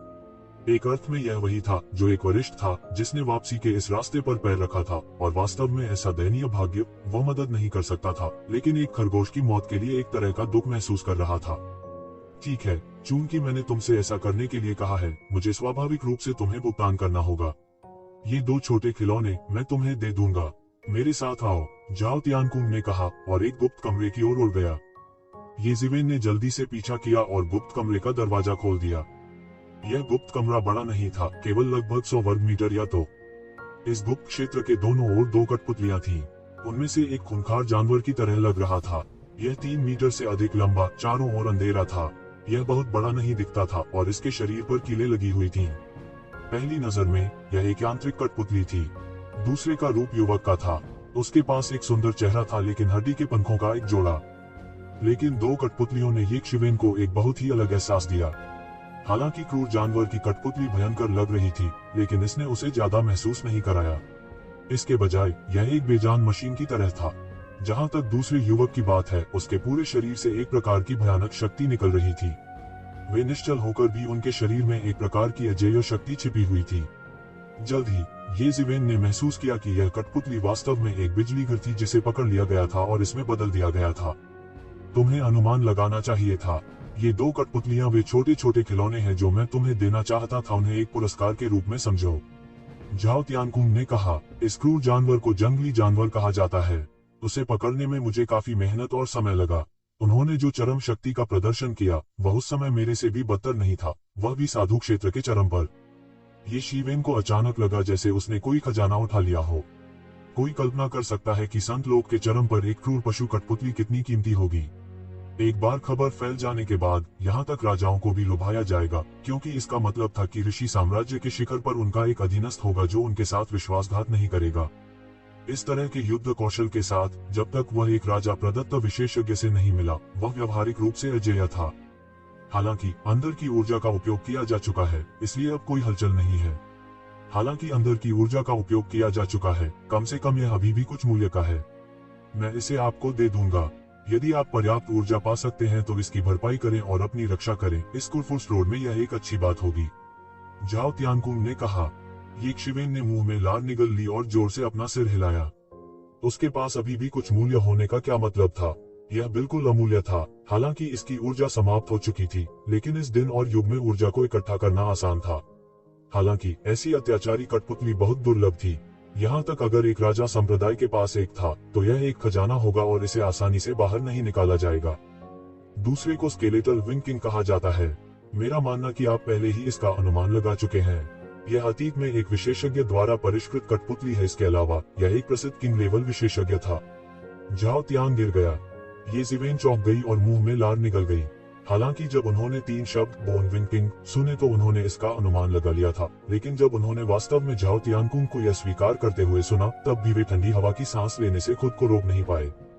स्वाभाविक रूप से इस बात का उल्लेख करने की कोई आवश्यकता नहीं थी कि इस दुनिया में एक राजा द्वारा प्रदान किया गया विशेषज्ञ किस प्रकार का दर्जा रखता है। वर्तमान आधुनिक युग में, जहां संप्रभु सम्राट प्रकट नहीं हुए, वे सर्वोच्च पात्र थे जो ब्रह्मांड में सभी के जीवन और मृत्यु को नियंत्रित कर सकते थे। किसी भी शीर्षक वाले राजा के जन्म या मृत्यु से दुनिया में भारी हंगामा होगा। उनके बारे में खबरें हमेशा कुछ ऐसी होती थी जिसकी अनगिनत लोग सबसे ज्यादा परवाह करते थे। और अब एक राजा स्तर के विशेषज्ञ को पकड़ लिया गया था और एक जीवित कठपुतली में परिष्कृत किया गया था। यह कितनी भयानक बात थी। कोई आश्चर्य नहीं कि इतने सारे लोगों को इस तरह की जीवित कठपुतली पसंद नहीं आई। अगर उसे कठपुतली बना दिया जाए तो वह भी पागल हो जाएगा। उन काले संप्रदायों की तरह जो लोगों को लाश में परिष्कृत करते हैं, वे लोगों को पसंद नहीं आएंगे। यह हर जगह वर्जित शब्द था, हालांकि यह केवल दूसरों के लिए था। अब इतनी शक्तिशाली कठपुतली उसके हाथों में आ सकती है, यह बिल्कुल अलग एहसास था। अगर वह पहले सिर्फ सुखद आश्चर्य था, अब वह पूरी तरह से आनंदित था। बेशक यह मेरे द्वारा परिष्कृत नहीं किया गया था। मेरे पास शीर्षक वाले राजा स्तर के विशेषज्ञ को पकड़ने की क्षमता नहीं है। यह मेरे गुरु द्वारा परिष्कृत कठपुतली है। बाद में मैंने कुरपुर्स रोड में प्रवेश करने पर जोर दिया। मेरे स्वामी के पास मेरी रक्षा के लिए उसे साथ लाने के अलावा कोई चारा नहीं था। उसने सोचा कि यह मुझे सुरक्षित रूप से छोड़ने के लिए पर्याप्त होगा, लेकिन किसने सोचा होगा कि यह अभी भी यहाँ गिर जाएगा। झाओ तियानकुंग ने आह भरी और कहा, लेकिन उनकी अभिव्यक्ति असामान्य रूप से शांत थी। अनगिनत साल पहले सब कुछ हुआ था और उसके पास हार मानने के अलावा कोई चारा नहीं था। यह कठपुतली क्षतिग्रस्त नहीं है, लेकिन इसकी ऊर्जा लंबे समय से समाप्त हो गई है। यदि आप पर्याप्त ऊर्जा एकत्र कर सकते हैं, तो यह अभी भी एक टाइटल किंग लेवल विशेषज्ञ की युद्ध शक्ति को तोड़ सकता है। और इसे कम मत समझो। आप देर से आए हैं, इसलिए आप इसे अच्छी तरह से नहीं जानते होंगे। लाखों साल पहले यह भी एक आदमी था जिसने एक बार अंतहीन तूफानों को छेड़ा और बहुत आक्रोश पैदा किया। अंत में वह मेरे गुरु से हार गया और कठपुतली में परिष्कृत हो गया। क्योंकि तुम्हारा चरित्र बुरा नहीं है, मैं तुम्हें दे दूंगा, अन्यथा मैं इसे दुनिया में प्रकट होने देने के बजाय इसे हमेशा के लिए धूल में ढके रहने देना पसंद करूंगा। झाओ तियानकुंग इस बारे में भी बहुत स्पष्ट था कि एक टाइटल किंग लेवल विशेषज्ञ की कठपुतली कितनी भयानक होगी, विशेष रूप से स्केलेटल विंग किंग की तरह एक शीर्ष किंग लेवल की कठपुतली। यदि इसकी युद्ध शक्ति पूरी तरह से फूट गई, तो यह कहना अतिशयोक्ति नहीं होगी कि यह दुनिया को नष्ट कर सकता है। यह वह कीमत है जो मुझे आपको ऐसा करने के लिए कहने के लिए चुकानी होगी। झाओ तियानकुंग ने कहा, मैं गायब होने वाला हूँ। मैं नहीं चाहता कि ये दोनों कठपुतलियां मेरे साथ हमेशा के लिए धूल में मिल जाएं। यह उनका भाग्य नहीं होना चाहिए। उन्हें युद्ध के मैदान में चमकना चाहिए। वे ऐसा करने के योग्य भी हैं। वरिष्ठ निश्चिंत रहें, मैं निश्चित रूप से उनका अच्छा उपयोग करूंगा। ये जिवेन ने सिर हिलाया और कहा, हालांकि उसने पहले ही अपने दिल में हिसाब लगाना शुरू कर दिया था। कोई फर्क नहीं पड़ता कि इन दोनों कठपुतलियों में से कौन एक बड़ा ऊर्जा हॉग था, वह उन्हें खाने से दिवालिया होने वाला था। खासतौर पर वह स्केलेटल विंग किंग। उन्हें नहीं पता था कि स्केलेटल विंग किंग को सक्रिय करने के लिए उनकी पूरी नेटवर्क पर्याप्त होगी या नहीं। ठीक है, मैं ज्यादा नहीं बोलूंगा। जब लोग बूढ़े हो जाते हैं तो बकवास करना आसान होता है।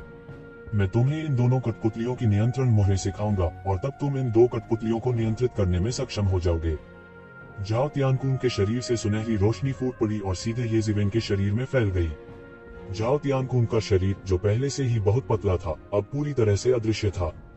अगले सेकंड में ये जिवेन की आंखों में स्पष्टता आ गई थी। उसने 2 मुहरों के हाथ के इशारों को पूरी तरह याद कर लिया था। वैसे तो तुम्हें इस जंगल में कुछ समय के लिए फंस जाना चाहिए था। यह मूल रूप से मेरा बंद दरवाजा प्रशिक्षण स्थान था, इसलिए यह सरणी है। लेकिन आपको चिंता करने की जरूरत नहीं है। यह सरणी हमेशा मेरे द्वारा बनाए रखी गई है। अगर मैं मर गया तो यह सरणी स्वाभाविक रूप से बंद हो जाएगी और आप जल्द ही बाहर निकलने में सक्षम होंगे। झाओ तियानकुंग की आवाज और छोटी होती जा रही थी। मैं वास्तव में इसे स्वीकार नहीं करना चाहता। मैं इसे स्वीकार नहीं करना चाहता। मैं किसी को सम्राट बनते हुए भी नहीं देख सकता। झाओ तियानकुंग का फिगर धीरे धीरे पतला होता गया और ये जिवेन की आंखों के सामने धीरे धीरे गायब हो गया। गुफा में भी ये जिवेन महसूस कर सकता था कि मूल रूप से उसे दबाने वाली संरचना अचानक गायब हो गई थी, इसलिए वह राहत महसूस किए बिना नहीं रह सका। अब जब बाहर निकलने की समस्या नहीं रह गई थी, तो उन्होंने आखिरकार राहत की सांस ली और सफलता पर ध्यान केंद्रित कर सके। उसने इन दोनों कठपुतलियों को देखा। वे दोनों बड़े ऊर्जा हॉक थे और उन्हें साधारण ऊर्जा द्वारा संचालित नहीं किया जा सकता था। उसके वर्तमान शरीर में केवल कुछ ही चीजें थीं जो इन दो बड़े लोगों को चलाने की आवश्यकताओं को पूरा कर सकती थीं। एक था सुई फायर एसेंस। सुई अग्निसार में भारी मात्रा में ऊर्जा होती है। ये शिवेन इसे निगलने को तैयार नहीं थी, इसलिए उसने इसे रख लिया। थंडर लिक्विड लेक भी थी जो उसने पहले प्राप्त की थी, लेकिन वह निश्चित रूप से इसका उपयोग नहीं करेगा क्योंकि यह कियान के शरीर पर डेथ क्यूई के प्रसार में देरी करने की कुंजी थी। कम से कम वह पुनर्जन्म घास मिलने से पहले इसका उपयोग नहीं करेगा। उसके बाद पर्पल ब्लू लोड्स फ्लेम था जो उसने अभी प्राप्त किया था। कोल्ड सोल आइस हॉट के अलावा उसके हाथों में अभी भी दो और थे जो दो लड़ाइयों का समर्थन करने के लिए पर्याप्त थे। अन्य समर्थन करने के लिए पर्याप्त नहीं थे और यह सिर्फ जंगली जानवर था। स्केलेटल विंग किंग के लिए यह ऐसा कुछ नहीं था जो एक शिवेन वर्तमान में कर सकता था, लेकिन फिर भी भले ही वह इसे हमेशा के लिए सक्रिय न कर सके, निस्संदेह यह एक बड़ा खजाना था। इसका मूल्य केवल त्यान्युवान मिरर और 10,000 स्पेल रूले से नीचे था, लेकिन कम से कम जंगली जानवर को अभी भी सक्रिय किया जा सकता था। उसके पास एक और तुरुप का पत्ता था, एक तुरुप का इक्का जो वास्तव में अनंत क्षेत्र के शिखर के खिलाफ प्रतिस्पर्धा कर सकता था। एक खून की रोशनी चमकी और त्यान्युवान मिरर ने पहले ही दो कठपुतलियों को उसमें समाहित कर लिया था। उसने नहीं छोड़ा। यह वह जगह थी जहां झाओ त्यानकुंग ने अपना प्रशिक्षण बंद कमरे में किया था और यह वास्तव में बंद दरवाजे के प्रशिक्षण के लिए एक अच्छी जगह थी। वह अपनी साधना को एक ही बार में शाश्वत क्षेत्र के शिखर पर पहुंचाना चाहता था। वह पालथी मारकर बैठ गया और सीधे कोल्ड सोल आइस हॉट को निगल गया। भयानक ठंडी ऊर्जा के अचानक विस्फोट से येज़िवेन का पूरा शरीर लगभग जम गया था। कोल्ड सोल आइस हॉट एक दिव्य वस्तु थी जिसे लाखों वर्षों में बनाया जा सकता था। कोई भी कल्पना कर सकता है कि उसमें निहित ठंडी ऊर्जा कितनी भयानक थी। वाला येज़िवेन के शरीर में नानमिंग फायर ने इस ठंड को दूर करते हुए तेजी से छलांग लगाए। ठंड के इस झोंके को झेलने के बाद बढ़ती हुई ऊर्जा बह निकली। ये शिवेन के अंगों और हड्डियों में तेजी से दौड़ी और थोड़ा थोड़ा करके पूरी तरह से उसमें एकीकृत हो गई। येज़िवेन पहले ही दायरे के शिखर पर चढ़ चुकी थी, लेकिन अब अवरोध हिलने लगा और इंच दर इंच टूटने लगा। इस अंतहीन ऊर्जा के परिमार्जन के तहत मूल रूप से ठोस बाधा अंत में थोड़ा थोड़ा करके हिलने लगी और प्रभाव के प्रभाव में उखड़ने लगी। इसी तरह लगातार मेहनत में समय बीतता गया। पलक झपकते ही 10 साल पलक झपकते बीत गए। येज़िवेन, जो 10 साल से गतिहीन थे, ने अचानक अपनी आंखें खोली। उसके शरीर में कुछ टूटा हुआ लग रहा था और उसके शरीर में एक बड़ा विस्फोट भी सुना जा सकता था। बूम! आकाश में उड़ती हुई गति सीधे 9 आकाशों को भेदते हुए प्रकाश की एक भयानक किरण का निर्माण करती है जिसे हजारों मील दूर से भी देखा जा सकता है। लेकिन थोड़ी देर बाद हवा की यह किरण बिना निशान के गायब हो गई, जैसे कि कभी दिखाई ही नहीं दी हो। आखिरकार शाश्वत दायरे के अंतिम चरण में पहुंच गया।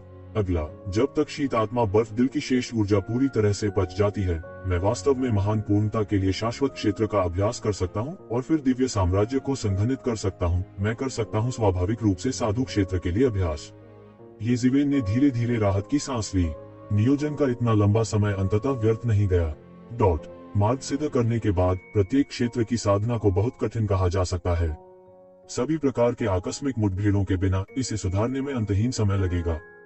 उसके पास अब इतना समय नहीं था, इसलिए उसे सभी प्रकार के अवसरों का लाभ उठाने के तरीके खोजने थे। इस बार की योजना अंत में व्यर्थ नहीं थी। अनंत क्षेत्र के शिखर पर कदम रखने के बाद, सोल फ्रीजिंग हॉट की सभी अंतिम ऊर्जा को परिष्कृत करने के बाद वह साधु क्षेत्र में प्रवेश करने की तैयारी शुरू कर सकता था। उस समय कुरफुर्स्ट रोड में भी उन्हें प्रथम श्रेणी का मास्टर कहा जा सकता था और वे ऊपरी स्वर्ग में अन्वेषण करने जा सकते थे। सफलता के बाद वह उठ खड़ा हुआ और गुप्त कमरे से बाहर चला गया। उसने सोल फ्रीजिंग हॉट के शुद्ध होने का इंतजार करना जारी रखना नहीं चुना। 10 साल तक बाहर नहीं जाने के बाद वह बाहर जाने का इंतजार नहीं कर सकता था। उसने बची हुई हड्डियों और खून को त्यान्युवान मिरर में जमीन पर रख दिया और बड़बड़ाया, वरिष्ठ, मैं निश्चित रूप से आपकी हड्डियां वापस लाऊंगा। अचानक उसे वीरानी का एहसास हुआ।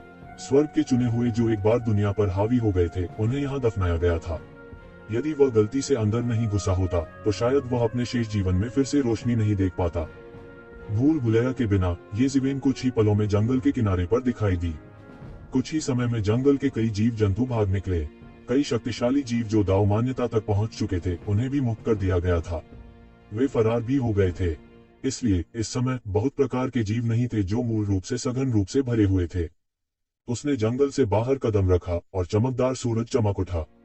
वह पूरे 10 साल से सूरज के संपर्क में नहीं आया था, लेकिन उसके लिए भले ही रात का समय हो, वह दिन के समान था और इससे कोई फर्क नहीं पड़ता था। मुख्य सड़क के किनारे गाड़ियों का जत्था चला। ये सड़कें मूल रूप से जंगल के करीब बनाई गई थीं। हालांकि मूल लॉस्ट फॉरेस्ट में सभी प्रकार की भयानक किंवदंतियां थीं। जब तक कोई गलती से इसमें प्रवेश नहीं करता तब तक कोई खतरा नहीं था और कई शक्तिशाली भयंकर जानवर केवल जंगल में भटक सकते थे। यहाँ के पास रहने वाले कई पूर्वजों ने जंगल में रास्ता दिखाने वाले भयंकर जानवरों को देखा था, लेकिन वे जंगल की बाढ़ को तोड़ नहीं पाए। हालांकि पिछले एक दशक में किसी अज्ञात कारण से जंगल को कैद करने वाला अवरोध अचानक गायब हो गया।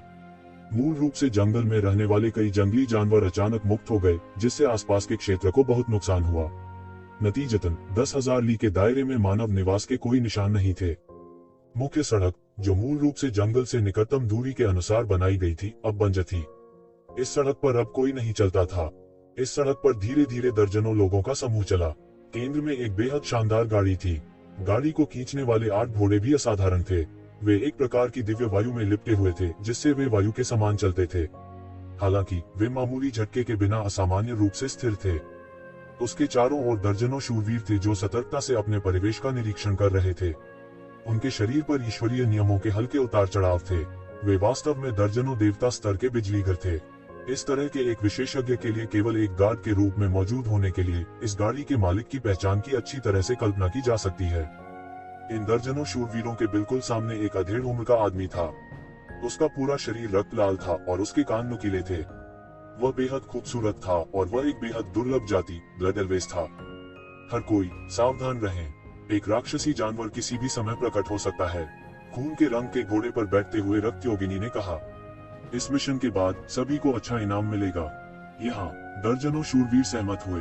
रुकना। अचानक अधेड़ उम्र के व्यक्ति ने रुकने का इशारा किया। उनके सामने ज्यादा दूर नहीं था, बैंगनी कपड़ों में एक युवक सबके सामने अकड़ता हुआ निकला। जिस बात ने अधेड़ उम्र के व्यक्ति को वास्तव में चिंतित कर दिया था वह यह था कि युवक के प्रकट होने पर उसने ध्यान नहीं दिया। यह ऐसा था मानो युवक एक पल में प्रकट हो गया हो। उनके डिवाइन टेलीकिनेसिस की सीमा के साथ 10,000 मील के भीतर एक भी निशान उनकी इंद्रियों से नहीं बच सका। हालांकि युवक बिना किसी चेतावनी के दिखाई दिया था। दर्जनों शूरवीर भी पहले पर थे। उन्हें बैंगनी रंग के कपड़ों में युवक की शक्ल बिल्कुल भी महसूस नहीं हुई। अगर वह दुश्मन होता तो वे शायद बड़ी मुसीबत में पड़ जाते। हम यहाँ कोई है? युवक थोड़ा हैरान हुआ। वह अपने ट्रैक में रुक गया। आप कौन हैं? उस आदमी ने जोर से पूछा, जैसे वह एक दुर्जय दुश्मन का सामना कर रहा हो। रक्त कल्पित बौने, यह एक दुर्लभ दौड़ है। कुरपुस्ट रोड पर वास्तव में सभी प्रकार की अजीब दौड़ें हैं। युवक बोलने से पहले खुद से बड़बड़ाया। वह सिर्फ एक राहगीर है, आपको चिंता करने की जरूरत नहीं है। वह यह भी बता सकता था कि आलीशान गाड़ी पर कोई बड़ी आकृति या कीमती खजाना होना चाहिए, वरना किसी अजनबी को लेकर इतना बवाल न मचाते। बेशक वह जो नहीं जानता था वह यह था कि दर्जनों शूरवीर पहरे पर थे, इसलिए नहीं कि उन्होंने एक अजनबी को देखा था, बल्कि इसलिए कि अजनबी बिना किसी चेतावनी के पतली हवा से बाहर आ गया था। रक्त योगिनी ने थोड़ा आराम किया। वह किसी शत्रु द्वारा भेजा गया व्यक्ति नहीं लग रहा था। हालांकि बैंगनी कपड़ों में युवक ने आगे जो कहा उसने उसे अत्यधिक तनाव में डाल दिया। हालांकि यदि आप जल्द ही उसका इलाज नहीं करते हैं तो आपकी गाड़ी में मौजूद बच्चे की मृत्यु हो सकती है। ब्लड एल्फ को तुरंत लगा जैसे वह एक दुर्जय दुश्मन का सामना कर रहा है। गाड़ी सिर्फ सतह पर ही शानदार नहीं दिखती थी, वास्तव में लोगों को मूर्ख बनाने के लिए रथ पर अनगिनत रूपांकनों को उकेरा गया था। यहाँ तक एक डाउ कन्फर्मिंग विशेषज्ञ भी गाड़ी के अंदर की सच्चाई को नहीं देख पाएगा। हालांकि उसके सामने वाले युवक ने एक नजर से ही गाड़ी के अंदर की स्थिति को देख लिया था। वह चौंक कैसे नहीं सकता था।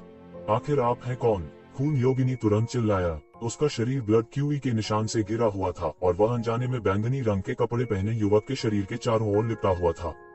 सद्भावनावश आपको याद दिला रहा हूँ, इतना बखेड़ा खड़ा करने की कोई जरूरत नहीं है। अगर आपको यह पसंद नहीं है तो मैं कुछ नहीं कहूँगा, युवक ने उदासीनता से कहा। वह बस मुड़ा और चला गया, उस पर और अधिक ध्यान देने को तैयार नहीं था। जिस चीज ने ब्लड एल्फ को स्तब्ध कर दिया था वह यह था कि ब्लड क्यूई के निशान जो उसने जारी किए थे युवक को बिल्कुल भी नहीं रोक सके। युवक जहां भी गुजरा ब्लड क्यूई के निशान शून्य में बदल गए और पूरी तरह से नष्ट हो गए। इससे उन्हें एहसास हुआ कि वह युवक कोई साधारण व्यक्ति नहीं था। उसे लगा कि कुछ गड़बड़ है। वह युवक को आवाज देने ही वाला था कि पीछे से एक आवाज आई, कमांडर, दूसरे यंग मास्टर को कुछ हो गया है। उसके शरीर पर दौड़ना अचानक सक्रिय हो गया है। अचानक गाड़ी से एक आकृति दिखाई दी। यह एक जवान लड़की थी जो 15 या 16 साल की लग रही थी। उसने जेड ग्रीन गाउन पहना हुआ था और उसकी त्वचा चिकनी और क्रीमी थी। क्या यह कैसे हो सकता है? ब्लड एल्फ तुरंत डर से पीला पड़ गया। वह अचानक समझ गया कि बैंगनी कपड़ों में युवक का क्या मतलब था जब उसने कहा कि अगर उसे इलाज नहीं मिला तो वह मर जाएगा। यह पता चला कि युवक वास्तव में था, इसे एक नजर से देखा और झांसा नहीं दे रहा था। क्या दूसरे यंग मास्टर के शरीर पर मुहर नहीं है? वह अचानक कैसे भागे हुए हो सकते हैं? मुझे भी पता नहीं क्यों यह अचानक क्यों फूट पड़ा। युवती की आवाज ऐसी थी जैसे वह रोने वाली हो। वह नहीं जानती थी कि स्थिति अचानक से अचानक क्यों बिगड़ गई। धत्तेरी की रक्त योगिनी को पता नहीं क्यों, लेकिन उसे अचानक युवक की उदासीन अभिव्यक्ति याद आई। उसे अचानक आभास हुआ कि इसका युवक से कुछ लेना देना होगा, वरना जब रास्ते में कुछ हुआ ही नहीं था तो अचानक कुछ क्यों होगा।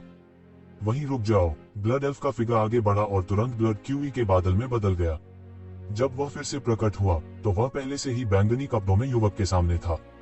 उसने अपने हाथ में खून के रंग की लंबी तलवार बैंगनी रंग के कपड़े पहने युवक की ओर तान दी। क्लिप क्लॉप क्लिप क्लॉप घोड़े की टापों की आवाज सुनी जा सकती थी, क्योंकि आधे सवार रक्त योगिनी का पीछा करते थे और बैंगनी कपड़ों में युवक को घेर लेते थे। बैंगनी रंग के कपड़े पहने युवक के चेहरे पर घबराहट का कोई निशान नहीं था। उसने केवल रक्त योगिनी को देखा और कहा, तुम क्या चाहते हो? बोलना। क्या आप झाओ वूजी द्वारा भेजे गए हैं? ब्लड एल्फ चिल्लाया। क्या झाओ वूजी? मेरे पास उनके जैसे किसी से भी परिचित होने का समय नहीं है।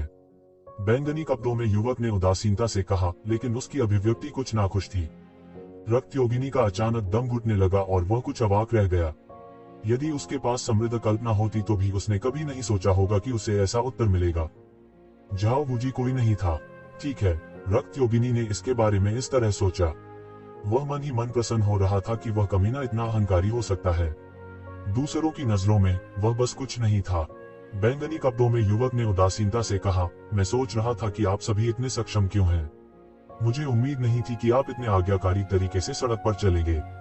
यह पता चला है कि आप एक गंभीर रूप से बीमार बच्चे को ले जा रहे हैं। कोई आश्चर्य नहीं। बैंगनी कपड़ों में युवक ने उदासीनता से कहा, मुझे परवाह नहीं है कि आप कौन हैं या आपने इसे कैसे देखा। क्या आप किसी गलतफहमी से बचने के लिए इस समय हमारे साथ आ सकते हैं? रक्त योगिनी ने अपने दांत पीस कर कहा। वह जामुनी रंग के कपड़ों में युवक की गहराई का अंदाजा नहीं लगा सका। हालांकि वह उसे इतनी आसानी से जाने नहीं दे सकता था, नहीं तो दूसरे पक्ष के विशेषज्ञ उसके पीछे पड़ जाते। परिणाम बस अकल्पनीय होंगे। कोई बात नहीं, यह कैसा रहेगा? कम से कम जब तक हम अगले शहर में नहीं पहुंच जाते, मैं तुम्हारे साथ यात्रा करूंगा। मैं कई सालों से बाहर नहीं आया हूं, मुझे आश्चर्य है कि यह कैसे बदल गया है। बैंगनी कपड़ों में युवक ने बिल्कुल भी विरोध नहीं किया। वह खुशी खुशी उनके साथ यात्रा करने के लिए तैयार हो गया। कमांडर, यह अच्छा नहीं है। युवा मास्टर के शरीर पर लगी सील लगातार अस्थिर होती जा रही है। हमें क्या करना चाहिए? हरे कपड़ों में बच्ची रोने के कगार पर थी। उसने ऐसी स्थिति का सामना करने की उम्मीद नहीं की थी। धिक्कार है, आप में से कौन सीलिंग में अच्छा है? ब्लड एल्फ ने सवारों को देखा और पूछने के अलावा खुद को नहीं रोक सका। दर्जनों शूरवीरों ने एक दूसरे को निराशा से देखा। उनमें से कोई भी सीलिंग में अच्छा नहीं था। हालांकि मुझे सीलिंग के बारे में कुछ पता हो सकता है, बस इसे किराया चुकाने जैसा समझो। हालांकि क्या आप मुझे कोशिश करने की हिम्मत करते हैं? बैंगनी रंग के कपड़ों में युवक ने अचानक आलसे से हाथ उठाकर कहा। तुम? खूनी योगिनी ने बैंगनी रंग के कपड़े पहने युवक पर शक की निगाह से देखा। वह अविश्वास में लग रहा था। ऐसा नहीं था कि उसे यक्षिवेन की ताकत पर विश्वास नहीं था, लेकिन यह आदमी अज्ञात मूल का था, इसलिए ताकत के बारे में बात करने की जरूरत नहीं थी। उसे बैंगनी रंग के इस युवक पर जरा भी विश्वास नहीं हुआ, इसलिए उसकी ताकत के बारे में बात करने की कोई जरूरत नहीं थी। हालांकि उनके पास ऐसा कोई नहीं था जो इस मुहर के बारे में जानता हो, अगर उन्होंने इस समय उसकी तलाश नहीं की होती। अन्यथा यदि आप कर सकते हैं तो आप भी कर सकते हैं। सभी एक दूसरे को घूरते रहे। उनके पास ऐसा विशेषज्ञ नहीं था जो किसी को सील करना जानता हो। तार्किक रूप से कहा जाए तो कोई समस्या नहीं होनी चाहिए, क्योंकि जिस व्यक्ति ने किसी को सील किया था वह भी एक महान विशेषज्ञ था, इसलिए उन्होंने उसका पीछा नहीं किया था। किसने सोचा होगा कि कुछ होगा? आपको जल्दी फैसला करना होगा। अगर मैं गलत नहीं हूँ तो वह छोटा लड़का एक बहुत ही शातिर अभिशाप से पीड़ित होना चाहिए। यदि आप इसे समय रहते नहीं दबाते हैं तो वह मिनटों में मर जाएगा। बैंगनी रंग के कपड़े पहने युवक ने कहा। उस बैंगनी रंग के युवक ने कहा, भले ही वे गाड़ी से अलग हो गए थे, सब कुछ उसके नियंत्रण में था, कोई रहस्य नहीं था। रक्त योगिनी भी संघर्ष कर रही थी। वह नहीं जानता था कि क्या करे। ठीक है, मैं तुम्हें अंदर आने दूंगा, लेकिन अगर तुम उसे ठीक नहीं कर सकते तो मुझे असभ्य होने का दोष मत दो। रक्त योगिनी ने एक पल के लिए सोचा, यंग मास्टर मर जाएगा अगर उसे कोई नहीं बचा सकता। इसलिए हर संभव प्रयास करना और उसे कोशिश करने देना बेहतर है। फिर तुम रास्ता क्यों रोक रहे हो? रास्ता बनाओ। बैंगनी कपड़े पहने युवक आगे चला गया। शूरवीर केवल रास्ता दे सकते थे। वे पहले ही फैसला कर चुके थे, इसलिए वे केवल इसका पालन कर सकते थे। बैंगनी कपड़े पहने युवक बिना किसी रोक टोक के गाड़ी में घुस गया। हरे रंग की पोशाक वाली लड़की ने रक्तयोगिनी सेनापति की बातें सुनी थीं, तो उसने उसे नहीं रोका। वे देखने के लिए अंदर गए। अंदर बिल्कुल अलग दुनिया थी। यह उतना छोटा नहीं था जितना बाहर से दिखता था। अंदर एक अंतरिक्ष आकर्षण था, तो यह एक छोटी गाड़ी की तरह लग रहा था। हालांकि अंदर एक बड़ा कमरा था। कमरे की शुरुआत में एक बिस्तर था। 7-8 साल का एक छोटा लड़का पलंग पर पड़ा था। उसका छोटा चेहरा जानलेवा पीला था, हालांकि उसका शरीर एक साधारण छोटे लड़के की तुलना में बहुत छोटा लग रहा था। ऐसा लग रहा था कि वह केवल 5 या 6 साल का था। बच्चे अभी भी विकास की अवस्था में थे और आकार में केवल 2 वर्ष का अंतर था। लेकिन इस समय उसका छोटा सा चेहरा रनों से ढका हुआ था, मानो उसके शरीर से किसी प्रकार की शक्ति निकलने वाली हो। वे सभी अत्यंत दुष्ट और अत्यंत शातिर थे। यह बैंगनी रंग का युवक स्वाभाविक रूप से ये ज़िवेन था, लेकिन उसने लोगों को धोखा देने के लिए अपना रूप बदल लिया था। उनका मूल स्वरूप उनके मूल स्वरूप के समान केवल 50-60% था। पहली नजर में तो जान पहचान वालों को भी उसे पहचानने में मुश्किल होगी। उसे नहीं पता था कि क्या चल रहा है। जब से उन्होंने इस छोटे लड़के को मुक्ति की आंख से देखा, तब से उन्हें एक विशेष निकटता का एहसास हुआ। अन्यथा वह इस मामले में दखल देने के लिए इतने स्वतंत्र नहीं होंगे। यह कैसा है? क्या आपके पास कोई विचार है? रक्तयोगिनी भी गाड़ी में घुस गई और ये ज़िवेन को घूरने लगी। ऐसा लग रहा था कि यदि येशिवेन ने कहा कि वह कुछ नहीं कर सकता तो वह तुरंत शत्रुतापूर्ण हो जाएगा। कोई बात नहीं, बस एक छोटी सी बात है। ये ज़िवेन ने आलस्य से सिर हिलाया, फिर आगे बढ़कर अपना हाथ छोटे लड़के के सिर पर रख दिया। खून से लथपथ योगिनी जब इस दृश्य को देखती है तो खुद को थोड़ा घबराए बिना नहीं रह पाती है। उसका पूरा शरीर चीते की तरह अपने शिकार पर झपटने के लिए तना हुआ था। हुश! एक भनभनाहट की आवाज थी और येशिवेन के हाथ में एक सील शब्द दिखाई दिया। यह छोटे लड़के के माथे पर अंकित था। जल्द ही छोटे लड़के के चेहरे पर मूल रूप से चढ़े हुए धब्बे फीके पड़ गए और उसके शरीर की गहराई में गायब हो गए। छोटे लड़के का पीला चेहरा तुरंत अपने गुलाबी रंग में वापस आ गया। प्रभाव तत्काल था। वास्तव में सफल हुआ। रक्तयोगिनी ने ये ज़िवेन को एक असामान्य भाव से देखा। इस अभिशाप से परिवर्तित हुए रूनों का विरोध करने के लिए यह कहा जा सकता है कि कई स्वामी आमंत्रित किए गए थे, लेकिन कोई रास्ता नहीं था। अंत में वे इसे मुश्किल से दबाने के लिए केवल एक सीलिंग मास्टर ढूंढ सकते थे। हालांकि यह कुछ ऐसा था जो केवल एक मास्टर जो सीलिंग में विशेषज्ञता प्राप्त कर सकता था। अन्यथा वह साधारण सीलिंग भी कर सकता था। हालांकि वह अपने साधना स्तर के साथ सीलिंग में विशेषज्ञता रखने वाला गुरु नहीं था, फिर भी वह ऐसा कैसे नहीं कर सकता था। यह 100 बातों को समझने की बात से ज्यादा कुछ नहीं था। यह सिर्फ इतना था कि यह श्राप बहुत शक्तिशाली था, इसलिए उसने गड़बड़ करने की हिम्मत नहीं की। बकवास! मैं इतनी साधारण मुहर भी नहीं लगा सकता। मैं आत्महत्या भी कर सकता हूँ। ये ज़िवेन पीछे नहीं हटे और अपनी आंखें घुमाते हुए कहा। रक्तयोगिनी अचानक अवाक रह गई। हालांकि उन्होंने यह भी देखा कि यद्यपि इस बैंगनी कपड़े वाले युवक की उत्पत्ति अज्ञात थी, उसे दुश्मन द्वारा नहीं भेजा जाना चाहिए, अन्यथा यह वास्तव में परेशानी होगी। इस युवक के विभिन्न प्रदर्शन अथाह लग रहे थे। सील के सामने हर कोई बेबस था, लेकिन उसने इसे आसानी से सुलझा लिया। यहाँ तक कि खुद खून से लथपथ योगिनी भी नहीं देख पाई कि वह कितनी ताकतवर थी। आपकी मदद के लिए धन्यवाद दोस्त। यान सिटीजी परिवार निश्चित रूप से आपको उदारता से चुकाएगा। रक्तयोगिनी ने अपने हाथों को सहलाया और गंभीरता से कहा, मैं वास्तव में एक उदार इनाम के बारे में परवाह नहीं करता। मुझे बस लगता है कि यह बच्चा बहुत दयनीय है, इसलिए मैंने आपकी मदद करने का फैसला किया। बस इसे किराया देने के बारे में सोचें। ये ज़िवेन ने कहा, अगले शहर में पहुंचने से पहले कृपया रुक जाएं। यह रक्तयोगिनी तुरंत झिझकी। हालांकि वह निश्चित था कि बैंगनी रंग के इस युवक को उनके दुश्मनों ने नहीं भेजा था। अगर वह उसे जाने देता और खबर लीक हो जाती तो परिणाम अकल्पनीय होते। उनमें से कुछ के साथ उन्हें रोकने का कोई तरीका नहीं था। स्वाभाविक रूप से येशिवेन के पास ऐसा करने के अपने कारण थे। उन्होंने महसूस किया कि उनकी खोज की दक्षता बहुत कम थी। भले ही वह एक एक करके खोज करे, फिर भी यह बहुत धीमा होगा। हो सकता है कि वह 1000 साल बाद भी पुनर्जन्म की घास को न खोज पाए।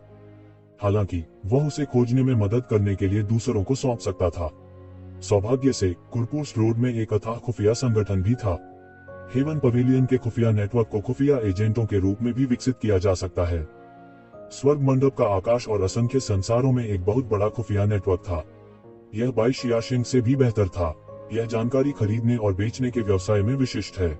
जब तक कीमत का भुगतान किया गया था, यह कहा जा सकता था कि लगभग कुछ भी प्राप्त किया जा सकता था। बेशक सूचना का स्तर जितना अधिक होगा, उतनी ही अधिक कीमत चुकानी होगी। येज़िवेन के लिए उसकी ताकत स्वाभाविक रूप से हेवन पवेलियन जैसे विशालकाय व्यक्ति की ताकत के साथ तुलना नहीं कर सकती थी, जिसका पूरी दुनिया में खुफिया नेटवर्क था। वह स्वर्ग मंडप को पुनर्जन्म घास की खोज करने के लिए सौंप सकता था, जबकि वह स्वयं खोज कर रहा था। दक्षता निस्संदेह इस तरह से बहुत तेज होगी। हालांकि इस उजाड़ जंगल में स्वर्ग मंडप के खुफिया बिंदुओं को खोजना स्वाभाविक रूप से असंभव था। वे केवल एक बड़े शहर में ही मिल सकते थे। उसने रक्त योगिनी सेनापति से कुछ नहीं कहा। आखिरकार अगर वह छोड़ना चाहता तो रक्त योगिनी उसे रोक नहीं सकती थी। ऐसा लगता है कि रक्त योगिनी ने इसके बारे में सोचा था। उसे याद आया कि एक शिवेन भूत की तरह प्रकट हुई थी और गायब हो गई थी। वह उनकी दृष्टि के क्षेत्र में प्रकट हुआ था, जैसे कि उसने टेलीपोर्ट किया हो। वह जानता था कि एक शिवेन वास्तव में बहुत अत्याचारी था, भले ही वह उसकी अन्य खूबियों को नहीं जानता था। चलो पहले चलते हैं अगर ऐसा है। रक्त योगिनी ने देखा कि युवा मास्टर ठीक है, इसलिए वह गाड़ी से बाहर चला गया और टीम को अपनी यात्रा जारी रखने के लिए ले गया। हालांकि उनकी दिव्य भावना अभी भी गाड़ी के अंदर बंद थी। उसे एक पल के लिए भी चैन नहीं आया। गाड़ी धीरे धीरे चली, हालांकि कमरे के अंदर कोई हलचल नहीं थी। उन्हें जरा सी भी हलचल महसूस नहीं हो रही थी। वे केवल यह अनुमान लगा सकते थे कि गाड़ी दोनों तरफ की खिड़कियों को देखकर चल रही थी। हरे कपड़े वाली लड़की ने येज़िवेन को कुछ बेचैनी से देखा। वह थोड़ा शर्मिंदा थी कि एक आदमी अचानक प्रकट हुआ था। येज़िवेन ने भी इसे देखा। वह मंद मंद मुस्कुराए और बोले, तुम्हें चिंता करने की कोई आवश्यकता नहीं है। बस दिखावा करो कि मेरा अस्तित्व नहीं है। हरे कपड़े वाली लड़की ने अपना छोटा सा मुंह थपथपाया। येज़िवेन को देखते ही वो कुछ अवाक रह गई। वह पहले से ही यहाँ था। वह कैसे दिखावा कर सकती है कि वह मौजूद नहीं था। वह अपने आप को इस तरह धोखा नहीं दे सकती थी। आपके युवा गुरु को कितने साल हो गए हैं? येज़िवेन ने पूछा। यह कहते ही हरे कपड़े वाली लड़की के चेहरे के भाव गहरे हो गए। उसने कहा, 8 साल हो गए हैं। उसे तब श्राप मिला था जब वह अपनी माँ के गर्भ में था। वह शापित झाओ वूजी था। वह इतने छोटे बच्चे को भी नहीं छोड़ेगा। येज़िवेन हंसे बिना नहीं रह सकी। उसने इस दुनिया में कई क्रूर चीजें देखी थी। एक साधारण व्यक्ति का जीवन और मृत्यु उसके हृदय में कोई तरंग नहीं जगाएगा। इसलिए उसके दिल में अजीब लगा। उन्होंने अचानक इस मामले में दखल क्यों देना चाहा? सामान्य लोगों के लिए एक सनक केवल एक यादृच्छिक विचार हो सकता है, लेकिन देवताओं के लिए बिना किसी कारण या चेतावनी के अचानक एक विचार आना उनके लिए असंभव था। तो झाओ वूजी को एक बड़ा शॉट होना चाहिए, अन्यथा आप उसके बारे में बात नहीं करते। येज़िवेन ने मुस्कुराते हुए पूछा। रक्त योगिनी ने एक बार इस नाम का उल्लेख किया था, हालांकि उस वक्त उनका मूड खराब था, इसलिए उन्होंने इसे सीधे तौर पर खारिज कर दिया था। अब हरे कपड़े वाली लड़की ने फिर इसका जिक्र किया था। यह स्पष्ट था कि वह वही थी जिसने उसे श्राप दिया था। वह सबसे बुरा आदमी है, हरे कपड़े वाली लड़की ने जमकर कहा। हालांकि यह उसके ज्ञान के सबसे शातिर शब्दों में से एक था। वह सदर्न हेवन मर्चेंट्री कॉर्प्स का नेता है। यह यान दूत यान की प्रमुख ताकतों में से एक है। वह था जिसने दूसरे युवा मास्टर को श्राप दिया था, इसलिए वह ऐसा बन गया। ऐसे बहुत से लोग नहीं हैं जो श्राप का अभ्यास करते हैं, उल्लेख नहीं है। ऐसे बहुत से लोग नहीं हैं जो इस हद तक श्राप का अभ्यास कर सकते हैं। वह एक प्रतिभाशाली है, येज़िवेन ने विस्मय में कहा। उसने अभी अभी श्राप को मिटाने की कोशिश की थी। हालांकि उसने पाया कि सबसे परेशानी वाली बात अभिशाप नहीं थी, इसके बजाय यह तथ्य था कि श्राप छोटे लड़के के शरीर के साथ गहराई से जुड़ गया था। शायद इसलिए कि वह अपनी माँ की कोख से बाहर लाया गया था। यदि वह श्राप हटाना चाहता तो छोटा लड़का मर जाता। यह कहा जा सकता है कि श्राप अत्यंत शातिर था। शायद इसी वजह से छोटे लड़के के परिवार ने अभिशाप को मिटाने का विकल्प नहीं चुना। इसके बजाय उन्होंने इसे रूढ़िवादी तरीके से इलाज करना चुना। हरे कपड़े वाली लड़की ने अपने गालों को फुला लिया और येज़िवेन को घूरने लगी। क्या यह व्यक्ति उसके देश का नहीं होना चाहिए? वह दूसरों के लिए क्यों बोल रहा है? येज़िवेन ने अपना सिर हिलाया और हंसे। उसने कुछ नहीं समझाया। पानी पानी। छोटा लड़का बेहोश होकर अपने कोमा से जाग गया। हरी पोशाक वाली लड़की ने जल्दी से एक प्याला पानी डाला और छोटे लड़के को पिला दिया। भाई वेन, मुझे बाहरी दुनिया के बारे में कुछ बताओ। पलक झपकते ही 3 दिन बीत गए। छोटा लड़का स्वस्थ हो गया था। औसत कमांडर के बच्चे की तुलना में यह छोटा लड़का अपेक्षाकृत शांत था। वह येज़िवेन को लगातार परेशान करता था। यह जानना चाहता था कि बाहरी दुनिया कैसी है। वह ऐसा ही था जब वह पैदा हुआ था। अधिकतर समय वह एक ऐसी जगह रहता था जहां पर एक बैरियर लगा होता था। वह बाहर नहीं जा सका, नहीं तो वह अपने शरीर पर लगे श्राप को दबा नहीं पाता। उन्हें बाहरी दुनिया के बारे में ज्यादा जानकारी नहीं थी। वह किताबों से केवल कुछ चीजों का अनुमान लगा सकता था। वह अजीब था। ये शिवेन को नहीं पता था कि क्यों उसने और इस छोटे लड़के ने इसे अच्छी तरह से किया। उनके हृदय की गहराई से निकटता का भाव आ रहा था। हालांकि ये शिवेन ने इन दिनों कोई शत्रुता नहीं दिखाई, फिर भी रक्त योगिनी कमांडर ने उस पर अपनी निगरानी ढीली नहीं की। ये जिवेन ने परवाह नहीं की। जब तुम ठीक हो जाओगे तो बाहर की दुनिया देख सकते हो। ये जिवेन ने छोटे लड़के के सिर को छुआ। यह मेरे लिए बहुत मुश्किल है। मुझे नहीं पता कि मुझे भविष्य में मौका मिलेगा या नहीं। छोटे लड़के की अभिव्यक्ति थोड़ी उदास थी। भाई वेन, मैं आपको एक रहस्य बताऊंगा। वास्तव में मैंने एक बार किसी को यह कहते सुना कि मैं शायद 10 साल से अधिक जीवित न रहूं। मैं जल्द ही मर जाऊंगा। ये शिवेन थोड़ा अवाक रह गई। उसने उसकी ओर देखा। वह नहीं जानता था कि छोटा लड़का पहले से ही जानता था। वह छोटा लड़का इन दिनों आम बच्चों की तुलना में शांत था। हालांकि उन्होंने कोई दुख नहीं दिखाया। ये शिवेन को उम्मीद नहीं थी कि वह इस रहस्य को अपने दिल में रखेगा और किसी को नहीं बताएगा। दूसरों ने उसे नहीं बताया, इसलिए उसने ऐसा व्यवहार किया जैसे वह नहीं जानता हो। बिल्कुल नहीं। ये जिवेन बिस्तर के पास बैठी। तुम्हारी बीमारी तकलीफदेह है, लेकिन यह इतनी तकलीफदेह नहीं है। ये जिवेन ने मुस्कुराते हुए कहा। इस छोटे से लड़के की समस्या बहुत पेचीदा थी। भले ही इन श्रापों पर मुहर लगा दी गई हो, वे हर समय उसकी जीवत्ता को मिटा रहे थे। इस अभिशाप की समस्या को हल करने का केवल एक ही मौलिक तरीका था, और वह था छोटे लड़के को अपने दम पर अभ्यास करने देना। जब उसकी ताकत और मजबूत होती गई, तो श्राप धीरे धीरे खत्म हो गया। ठीक है, मैं तुम्हें मार्शल आर्ट सिखाऊंगा। मार्शल आर्ट का अभ्यास करने के बाद यह अभिशाप तुम्हारा कुछ नहीं बिगाड़ सकता, ये जिवेन ने कहा। वास्तव में छोटे लड़के की आंखें चमक उठी, मानो वह किसी आशा से जल रहा हो। हाँ, ये जिवेन ने सिर हिलाया। हालांकि ये जिवेन को जल्द ही पता चला कि इस छोटे लड़के की प्रगति बहुत तेज थी। वास्तव में यह अतीत में जियोया की प्रगति से लगभग कम नहीं था। वह केवल हाउटियन क्षेत्र में था, लेकिन उसका दिमाग विशेष रूप से चतुर था। वह एक उदाहरण से लगभग अन्य चीजों के बारे में अनुमान लगा सकता था। इसके अलावा उसके शरीर में विभिन्न प्रकार की औषधीय क्षमताएं जमा हो गई थी, जिन्हें उसने पिछले कुछ वर्षों में निगल लिया था। इसके अलावा यह प्रभावकारिता बहुत शक्तिशाली थी। इसके अलावा उसके पास उन्हें पचाने और अवशोषित करने का कोई तरीका नहीं था। इसलिए वह केवल मुहर का अनुसरण कर सकता था और अपने शरीर के हर कोने में मुहरबंद हो सकता था। अब जब ये जिवेन ने अपने शरीर से दक्षताओं का मार्गदर्शन कर लिया था, तो कहा जा सकता है कि उसकी साधना गति जबरदस्त गति से आगे बढ़ रही थी। पर्याप्त ऊर्जा समर्थन और ये जिवेन के मार्गदर्शन के साथ उसकी साधना की गति बहुत तेज थी। उस समय की तुलना में जब ये जिवेन अभ्यास कर रही थी, स्थितियां अब बहुत बेहतर थी। आगे बढ़ने के लिए उन्हें हर कदम खुद ही तलाशना पड़ता था। इसके अलावा कोई भी इतने सरल तरीके से उनका मार्गदर्शन नहीं कर सकता था। हालांकि उन्हें पहले से ही भाग्यशाली माना जा सकता था। कम से कम कोई यह कहने की हिम्मत नहीं करेगा कि उन्हें भाग्य का आशीर्वाद नहीं मिला। छोटा लड़का आधे महीने से अधिक समय तक गाड़ी के अंदर अभ्यास करता रहा। हालांकि यह प्रगति ये शिवेन की आंखों में उल्लेख के लायक नहीं थी, लेकिन जब उसने पहली बार उसे देखा था तो यह उस बीमार दिखने से पहले ही काफी बेहतर थी। उसकी जीवत्ता और मजबूत होती जा रही थी। स्वाभाविक रूप से वह अभिशाप के क्षरण का विरोध कर सकता था। हरे रंग की पोशाक वाली लड़की ने देखा कि युवा मास्टर की हालत में सुधार हो रहा है, इसलिए वो अब शिवेन के प्रति शत्रुतापूर्ण नहीं थी। शुरुआत में वो शिवेन के खिलाफ विशेष रूप से सतर्क थी। उसे डर था कि वह अचानक चुपके से हमला कर देगा। हालांकि वह यह भी देख सकती थी कि वे दोनों बहुत अनुकूल थे। मूल रूप से मौन रहने वाला युवा मास्टर भी इन दिनों काफी खुशमिजाज हो गया था। इससे हरी पोशाक वाली लड़की, जिसने युवा मास्टर को हमेशा अपने छोटे भाई के रूप में माना था, ने थोड़ी राहत महसूस की।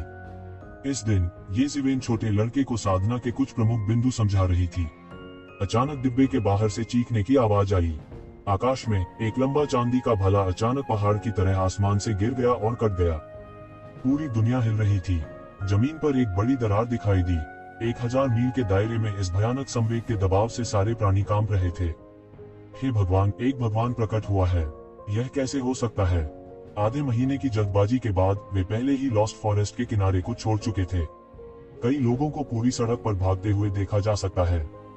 हालांकि यह लंबा भाला एक भाले के वार से 1000 से अधिक लोगों की जान लेने में सक्षम था।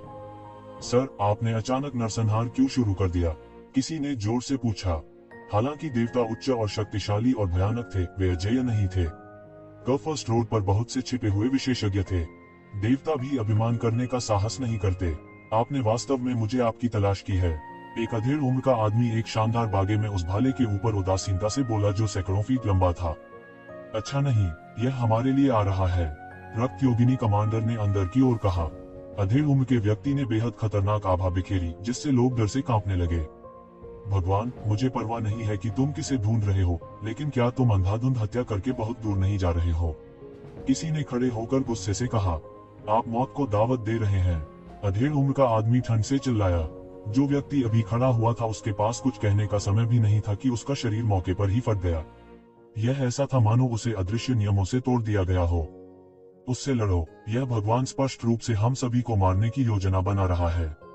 कोई गुस्से से दहाड़ा। यहाँ तक अगर दूसरा पक्ष एक देवता था तो इतनी निर्दयता से मारना और उनके साथ सुअर और कुत्तों की तरह व्यवहार करना बहुत ही क्रुद्ध करने वाला था। सैकड़ों लोग अचानक उड़ गए। वे अधेड़ उम्र के व्यक्ति को मारने के लिए सेना में शामिल होना चाहते थे।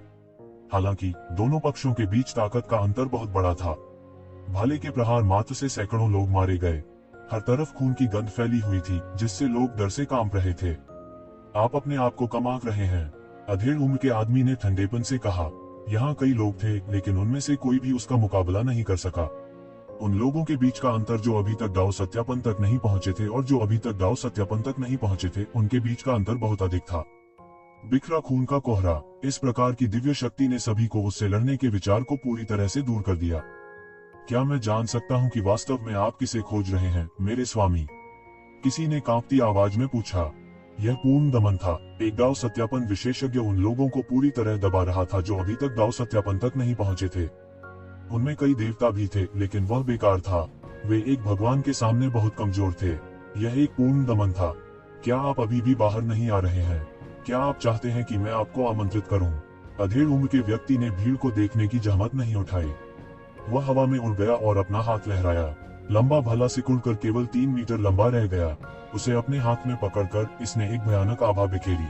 तुम लोग यंग मास्टर को ले जाओ, मैं उसे रोक दूंगा। खूनी योगिनी कमांडर के पास खड़े होने के अलावा कोई चारा नहीं था। वह अच्छी तरह जानता था कि अधेड़ उम्र का आदमी उसके लिए आ रहा था। यह कोई फायदा नहीं है। क्या आपको लगता है कि आप मुझसे बच सकते हैं? अधेड़ उम्र के आदमी ने ठंडेपन से कहा। जिनका इससे कोई लेना देना नहीं है, उन्हें चिल्लाना चाहिए, नहीं तो अनगिनत लोग हताहत होंगे। ये लोग जानते थे कि अधेड़ उम्र का आदमी उनकी तलाश नहीं कर रहा था, इसलिए वे तुरंत भाग गए जैसे कि उन्हें माफी मिल गई हो। हालांकि वे गुस्से में थे, लेकिन उन्होंने इसे दिखाने की हिम्मत नहीं की। उनके सामने देवता, शायद देवताओं में भी अजेय विशेषज्ञ थे। उनकी तुलना उनसे कतई नहीं की जा सकती थी। यहाँ तक अगर वे मारे गए तो भी कोई इसकी शिकायत नहीं करेगा। मुझे उम्मीद नहीं थी कि स्काई साउथ मर्चेंट्री ग्रुप वास्तव में आपको भेजेगा। जाओ जुबान। स्काई साउथ मर्चेंट्री ग्रुप के शीर्ष 10 विशेषज्ञों में से एक, रक्त योगिनी कमांडर ने ठंडेपन से कहा। फिलहाल उसके शरीर में खून जल रहा था। ऐसा लग रहा था जैसे वह अधेड़ उम्र के आदमी से लड़ने की ताकत हासिल करने के लिए अपनी ही जीवन शक्ति जला रहा हो। बिल, इस बार टीम का नेतृत्व करने वाले व्यक्ति वास्तव में आप हैं। कोई आश्चर्य नहीं, हमने वास्तव में आपको गलत समझा। में आपके ठिकाने का पता नहीं चला। अगर हमें इस बार खबर नहीं मिली होती तो हमें पता नहीं चलता कि आपने वास्तव में यह रास्ता अपनाया है। तुम बहुत सावधान हो, झाओ हुआन ने ठंडेपन से कहा। जैसे ही उसने यह कहा, रक्त योगिनी कमांडर ने तुरंत एक शिवेन के बारे में सोचा। ऐसा लग रहा था कि यह भी सबसे अधिक संभावना थी। हालांकि ये शिवेन का प्रदर्शन आधे महीने से अधिक समय से असामान्य नहीं था, फिर भी परिवार के भीतर उनका मार्ग भी बहुत गुप्त था। इसके बारे में कोई कैसे जान सकता है? उन्हें रास्ते में केवल ऐसे अकथनीय व्यक्ति का सामना करना पड़ा था। आप मुझे क्यों देख रहे हैं? ये शिवेन ने गाड़ी में हरे कपड़े वाली लड़की को देखा और बेबसी से कहा। क्या मैंने यह नहीं कहा था कि मैं झाओ वूजी जैसे किसी गुमनाम जूनियर को नहीं जानता? अगर मुझे कुछ करना है तो मुझे इस आदमी को खोजने की आवश्यकता क्यों होगी? आप में से कोई भी मुझे रोक नहीं सकता। ठीक है, यह भाई वेन नहीं है, छोटे लड़के ने दृढ़ता से कहा। वह युवा थे और सरल मन के थे। हालांकि यह ठीक इसी वजह से था कि वह महसूस कर सकता था कि एक शिवेन वास्तव में उसके बहुत करीब है। इसके अलावा, क्या आपको लगता है कि अगर मैं वापस नहीं जाता तो आप उसकी जान बचा सकते थे? आपको इतनी परेशानी से गुजरने की क्या जरूरत है? ये शिवेन ने कंधा उचकाते हुए कहा। अपने दिमाग का प्रयोग करें, ठीक है? बिना दिमाग के बड़े स्तन मत बनो। उद्धरण चिन्ह। क्या कहा आपने? हरे कपड़े वाली लड़की शर्मिंदगी और झुंझलाहट में चिल्लाई। वो जानती थी कि पिछले आधे महीने में ये शिवेन के शब्द कभी कभी लोगों को गुस्सा दिला सकते थे, लेकिन हमारा मार्ग बहुत गोपनीय है। आम लोगों के लिए इसके बारे में जानना असंभव है। हरे कपड़े वाली लड़की ने अनिच्छा से कहा। ये शिवेन अवाक थी। उसने अपनी आंखें उस पर घुमाई और कहा, यह सिर्फ इतना है कि आम लोग इसके बारे में नहीं जानते। ऐसा नहीं है कि कोई इसके बारे में नहीं जानता। जाहिर है कि आपके परिवार में एक तिल है। येज़ेवेन को यह जानने के लिए सोचने की भी जरूरत नहीं थी कि परिवार में कोई गद्दार होना चाहिए, क्योंकि वह झाओ वूजी के लोगों में से एक नहीं हो सकता था। तो निष्कर्ष बहुत सरल था, जी परिवार में एक गद्दार था। हरे कपड़े पहने वह लड़की इस बात पर विश्वास करने को तैयार नहीं लग रही थी। हालांकि यह मामला अनजाना नहीं था, लेकिन इसके बारे में कम ही लोग जानते थे। दरअसल इसके बारे में कम ही लोग जानते थे। अगर कोई प्रॉब्लम थी तो इसका मतलब था कि उन कुछ लोगों में से किसी एक को कुछ हो गया था। यह परिणाम अविश्वसनीय था। छोटा लड़का, ऐसा लगता है कि बहुत सारे लोग हैं जो आपसे निपटना चाहते हैं। येज़ेवेन ने छोटे लड़के के सिर को छुआ और मुस्कुराते हुए कहा, लेकिन उसका दिल थोड़ा भारी था। इतना छोटा लड़का बचपन से ही प्रताड़ित था। छोटा लड़का कुछ नहीं बोला, मानो उसने चुपचाप इस नियति को स्वीकार कर लिया हो। उसके जीवन के सबसे खुशी के दिन शायद वो समय थे जब उसने एक शिवेन के साथ मार्शल आर्ट सीखा। दूरी में भागना चाहते हुए पूरी गाड़ी तेजी से घूम गई। झाओ हुआन बहुत भयानक था, एक ऐसा अस्तित्व जिसकी वे बराबरी नहीं कर सकते थे। हाँ, रक्त कल्पित बौने का नेता बिल जोर से चिल्लाया। असीम रक्त क्यूई उसके शरीर से बाहर निकला और उसका शरीर उड़ गया। उसके हाथ में एक चाकू दिखाई दिया और उसने झाओ हुआन पर जमकर प्रहार किया। छोटी छोटी तरकीबें। बिल, क्या किसी ने आपको कभी बताया है कि आप अभी भी अविनाशी दायरे से दूर हैं जब आप ऋषि क्षेत्र विशेषज्ञ के साथ लड़ रहे हैं? अचानक झाओ हुआन के चारों ओर एक पवित्र साम्राज्य दिखाई दिया और अंतहीन भाले की चमक फूट पड़ी। एक पल में बिल ठीक हो गया मध्य हवा में। उसका पूरा शरीर कानून की जंजीरों से बंद था, पूरी तरह दबा हुआ था। इससे कोई फर्क नहीं पड़ता कि उसने अपना खून क्यों कितना जलाया, झाओ हुआन के सामने यह बेकार था। यह सनातन क्षेत्र के विशेषज्ञों को दबाने वाले ऋषि क्षेत्र के विशेषज्ञों के बीच एक वास्तविक लड़ाई थी। येज़ेवेन को केवल एक राक्षस के रूप में वर्णित किया जा सकता है। इसे सामान्य परिस्थितियों से नहीं मापा जा सकता था। टकराना, टकराना, टकराना। बिल अपने चारों ओर लिपटी कानून की जंजीरों को खोलता रहा, लेकिन कोई रास्ता नहीं था। पवित्र साम्राज्य में सभी कानूनों को झाओ जुबान द्वारा नियंत्रित किया जाता था और उसके पास विरोध करने का कोई रास्ता नहीं था। कैसे उबाओ, झाओ हुआन ने ऊबते हुए कहा, और ऐसा लगता है कि उसने अपना धैर्य खो दिया है। मैं पहले भी कह चुका हूँ, आज तुम सब यही मरोगे। कोई सस्पेंस नहीं है। कितनी परेशानी है। क्या तुम जानते हो कि मैंने तुम सब से निपटने में कितना समय बर्बाद किया है? जैसे ही झाओ हुआन ने बात की, उसका चेहरा तुरंत उग्र हो गया। एक भाला अनजाने में उसके हाथ में आ गया था। उसने अचानक बल लगाया और भाला प्रकाश से निकल गया। बिल की ओर जमकर इशारा किया। मूल रूप से बिल के आंदोलनों को भगवान के राज्य द्वारा प्रतिबंधित किया गया था। अब उसके लिए विरोध करना और भी मुश्किल हो गया था। घबराहट में वह केवल अपनी लंबी कृपाण से ही ब्लॉक कर सकता था। टकराना। एक बहुत बड़ा धमाका हुआ और बिल ने दबी हुई कराह निकाली। उसका पूरा शरीर उल्का की तरह पीछे की ओर उड़ गया और उसका पूरा बायां हाथ फट गया। काफिला अभी भी दूर भाग रहा था। उन्होंने छिपने की भी जहमत नहीं उठाई और मौके पर ही उड़ गए। हालांकि उन्हें यह भी उम्मीद थी कि बिल जीत सकता है। वास्तविकता क्रूर और उनकी कल्पना से कहीं अधिक क्रूर थी। बिल झाओ हुआन से एक कदम भी नहीं ले सका और उसकी बाह में विस्फोट हो गया। दोनों पक्षों के बीच शक्ति में अंतर बहुत अधिक था, लेकिन उनकी मुड़ने या रुकने की हिम्मत नहीं थी। यह एक अवसर था कि बिल ने अपने जीवन के साथ आदान प्रदान किया। कई घुड़सवारों की आंखों में आंसू थे। उनके हाथ अपने घोड़ों की लगाम मजबूती से पकड़ रहे थे, लेकिन वे कुछ नहीं कर सकते थे। टकराना। एक और जोरदार धमाका हुआ और पीछे से तेज आवाज आई। पूरे काफिले के सामने एक आकृति उल्का की तरह उड़ी और फिर नीचे गिरकर एक पहाड़ से भीषण टकराए। यह बिल था। बिल का शरीर इस समय खून से लथपथ था। उसका आधा शरीर चकनाचूर हो गया था और उसे गंभीर चोटें आई थीं। झाओ हुआन के साथ टक्कर में वह पूरी तरह अपंग हो गया था। बिल का शरीर थोड़ा थरथराया। वह उठना चाहता था, लेकिन अब उसमें ऐसा करने की ताकत नहीं थी। दोनों पक्षों के बीच शक्ति में अंतर बहुत अधिक था। तुम जाना चाहते हो? मैंने अभी कहा है कि तुम सब इस बार मरोगे। कोई बच नहीं सकता, झाओ हुआन ने ठंडेपन से कहा। वह कब सबके सामने आ गया पता ही नहीं चला। उनका शरीर मृत्यु की आभा में लिपटा हुआ था। उसके शरीर पर कुछ खून के छींटे पड़े थे। यह उसका नहीं, बल्कि बिल का था। भाई वेन, क्या आप हमारी मदद कर सकते हैं? Help bill. गाड़ी के छोटे लड़के ने येज़ेवेन के कपड़े खींचे और कहा। हरे कपड़े वाली लड़की ने अपनी सारी उम्मीदें येज़ेवेन पर लगा रखी थीं। एक पल पहले भी उसे येज़ेवेन पर शक था, लेकिन इस समय उसके पास और कोई चारा नहीं था। अगर येज़ेवेन भी दुश्मन होती, तो वे वास्तव में निराशा में होते। इसके अलावा येज़ेवेन ने अभी तक शत्रुता का कोई संकेत नहीं दिखाया था। लेकिन मुझे क्या करना चाहिए? मैं मुफ्त में मदद नहीं करूंगा, येज़ेवेन ने मुस्कुराते हुए कहा। तुम ऐसे कैसे हो सकते हो? हरे कपड़े वाली लड़की ने अचानक उसकी तरफ देखा। उसने लगातार अपने आप से कहा था कि उसके सामने का व्यक्ति उनके जीवन और मृत्यु को नियंत्रित करने में सक्षम हो सकता है, लेकिन वह फिर भी आखिरी समय पर गुस्सा हो गई। पूरे काफिले में बिल ही एकमात्र देवता थे। यह सुरक्षा के लिए भी था। अन्य अधिकांश देवता थे, यहाँ तक कि बिल भी गंभीर रूप से घायल हो गया था। इन देवताओं की तो बात ही छोड़िए, चाहे उनमें से कितने भी हों, वे केवल अपने आप को मौत के मुंह में भेज रहे होंगे। क्या स्वर्ग वास्तव में उन्हें नष्ट करना चाहता था? जब उसने यह सोचा तो वह उदास हुए बिना नहीं रह सकी। इस दुनिया में बिना कारण के कोई प्यार नहीं है और बिना कारण के कोई नफरत भी नहीं है, ये ज़िवेन ने उदासीनता से कहा। जब तक आप इस बाधा को पार करने में हमारी मदद कर सकते हैं, हम जी परिवार में आने पर निश्चित रूप से आपको पुरस्कृत करेंगे। हरे वस्त्र वाली कन्या ने भीख मांगी। यदि यक्षविन ने इस समय उनकी मदद नहीं की तो वे वास्तव में समाप्त हो जाएंगे। यक्षविन की ताकत के बारे में उसका पिछला संदेह भी इस समय गायब हो गया था। वैसे भी यह पहले से ही ऐसा था। हताश प्रयास करना बेहतर था। वहाँ कोई अन्य रास्ता नहीं था। मुझे उन चीजों की परवाह नहीं है। आपका परिवार मुझे क्या दे सकता है? ये ज़िवेन ने हरे कपड़े वाली लड़की को फीकी मुस्कान के साथ देखा। भाई वेन, मेरे पास इतना ही पैसा है, कृपया हमारी मदद करें। छोटे लड़के ने अपनी छाती से एक तांबे का सिक्का निकाला। यह उनकी सारी बचत थी।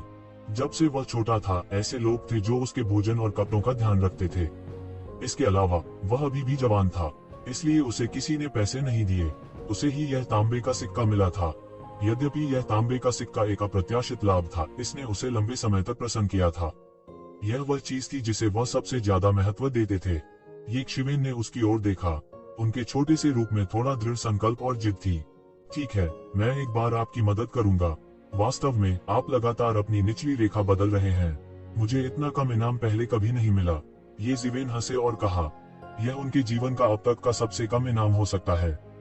हालांकि यह उनके जीवन का अब तक का सबसे भारी इनाम भी था।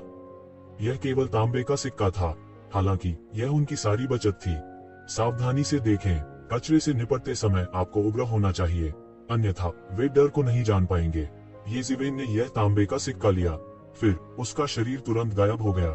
अगले ही पल ये ज़िवेन अचानक झाओ हुआन के सामने आ गई। आप कौन है? झाओ हुआन अचानक डर से पीला पड़ गया। उसे नहीं पता था कि यक्षविन कैसे दिखाई दी। उसने अभी यक्षविन को अचानक प्रकट होते देखा। किसी ने मुझे तुम्हें मारने के लिए कहा। मुझे क्या करना चाहिए? क्या आप आत्महत्या करना चाहते हैं या आप चाहते हैं कि मैं करूं? ये ज़िवेन ने ठंडेपन से कहा। आप मौत को दावत दे रहे हैं। झाओ हुआन तुरंत क्रोधित हो गया। अज्ञात मूल का यह आदमी अचानक सामने आ गया था। वह बहुत अहंकारी था। वह शून्य की ओर लपका और उसके हाथ में एक लंबा भाला दिखाई दिया। उसने भाले को हिलाया और स्थान चकनाचूर हो गया। भाला सीधे यक्षविन की ओर इशारा कर रहा था। अच्छा नहीं, खतरा। बिल, जो नीचे था, अपनी पूरी ताकत से चिल्लाया। उसने झाओ हुआन के साथ लड़ाई की थी, इसलिए वह बहुत स्पष्ट था कि यह भाग्य नहीं था कि झाओ हुआन को साउथ स्काई मर्चेंट्री ग्रुप के शीर्ष 10 विशेषज्ञों में स्थान दिया गया था। साउथ स्काई मर्चेंट्री ग्रुप में सेज रियल्म के कुछ ही विशेषज्ञ थे। एक पल में ये ज़िवेन ने महसूस किया कि उसके चारों ओर का स्थान एक भयानक शक्ति द्वारा सील किया गया लग रहा था। यह दिव्य साम्राज्य की शक्ति थी। वह तुरंत भाले के साथ फैल गया। दिव्य साम्राज्य में वह सर्वोच्च देवता थे। कोई उनका विरोधी नहीं था। अन्य देवताओं के पास प्रतिक्रिया करने का समय नहीं था। वे इसे देख भी नहीं पाए। उन्होंने केवल भाले को यक्षविन के सामने आते देखा। हालांकि यक्षविन घबराई नहीं। वह अचानक जमीन पर पटक दिया और अपने शरीर की शक्ति को मुक्त कर दिया। एक भयानक प्रभावशाली आभा आकाश में उड़ गई। वज्र की शक्ति उसके शरीर से निकल गई। दैवीय साम्राज्य की सतह पर दरारें दिखाई दी। साम्राज्य की सतह पर दरारें दिखाई देने लगी। यह कैसे संभव है? झाओ हुआन अवाक रह गया। उनका दिव्य साम्राज्य वास्तव में बिखर गया था। यह यक्षविन की गति के तहत बिखर गया था। यह कैसे संभव था? एक अविनाशी क्षेत्र विशेषज्ञ अपने दिव्य साम्राज्य को कैसे चकनाचूर कर सकता है? नहीं, यह बिखरा नहीं था। यह बस गति से कुचल दिया गया था। वह आभा कितनी मजबूत होगी? और जिस भाले से उसने वार किया वह यक्षविन के सामने 3 इंच रुक गया। यह उनके थंडर आर्मर द्वारा अवरुद्ध किया गया था और 1 इंच आगे नहीं बढ़ सका। कमजोर, बहुत कमजोर। एक साधु क्षेत्र विशेषज्ञ के रूप में यह सब आपके पास है? क्या मजाक है? ये ज़िवेन की आंखों में अतुलनीय ठंड थी, खासकर जब वह जानता था कि Zhao Huan South Haven mercenary corps का तथाकथित मास्टर था जिसने छोटे आदमी को इतना कष्ट दिया था। वह अब अपने हत्या के इरादे को छुपा नहीं सका। मनुष्य के लिए निर्दयता से कार्य करना कुछ भी नहीं था, लेकिन जब इसमें महिलाएं और बच्चे शामिल थे और फिर भी इस तरह के घृणित साधनों का इस्तेमाल किया तो इसने वास्तव में उन्हें बेशर्म महसूस कराया। What bullish the divine kingdom, देखो मैं तुम्हें एक पंच से उड़ा देता हूँ। येज़ेबेल ने अपनी 5 उंगलियों को मुट्ठी में जकड़ लिया और तुरंत मुक्का मार दिया।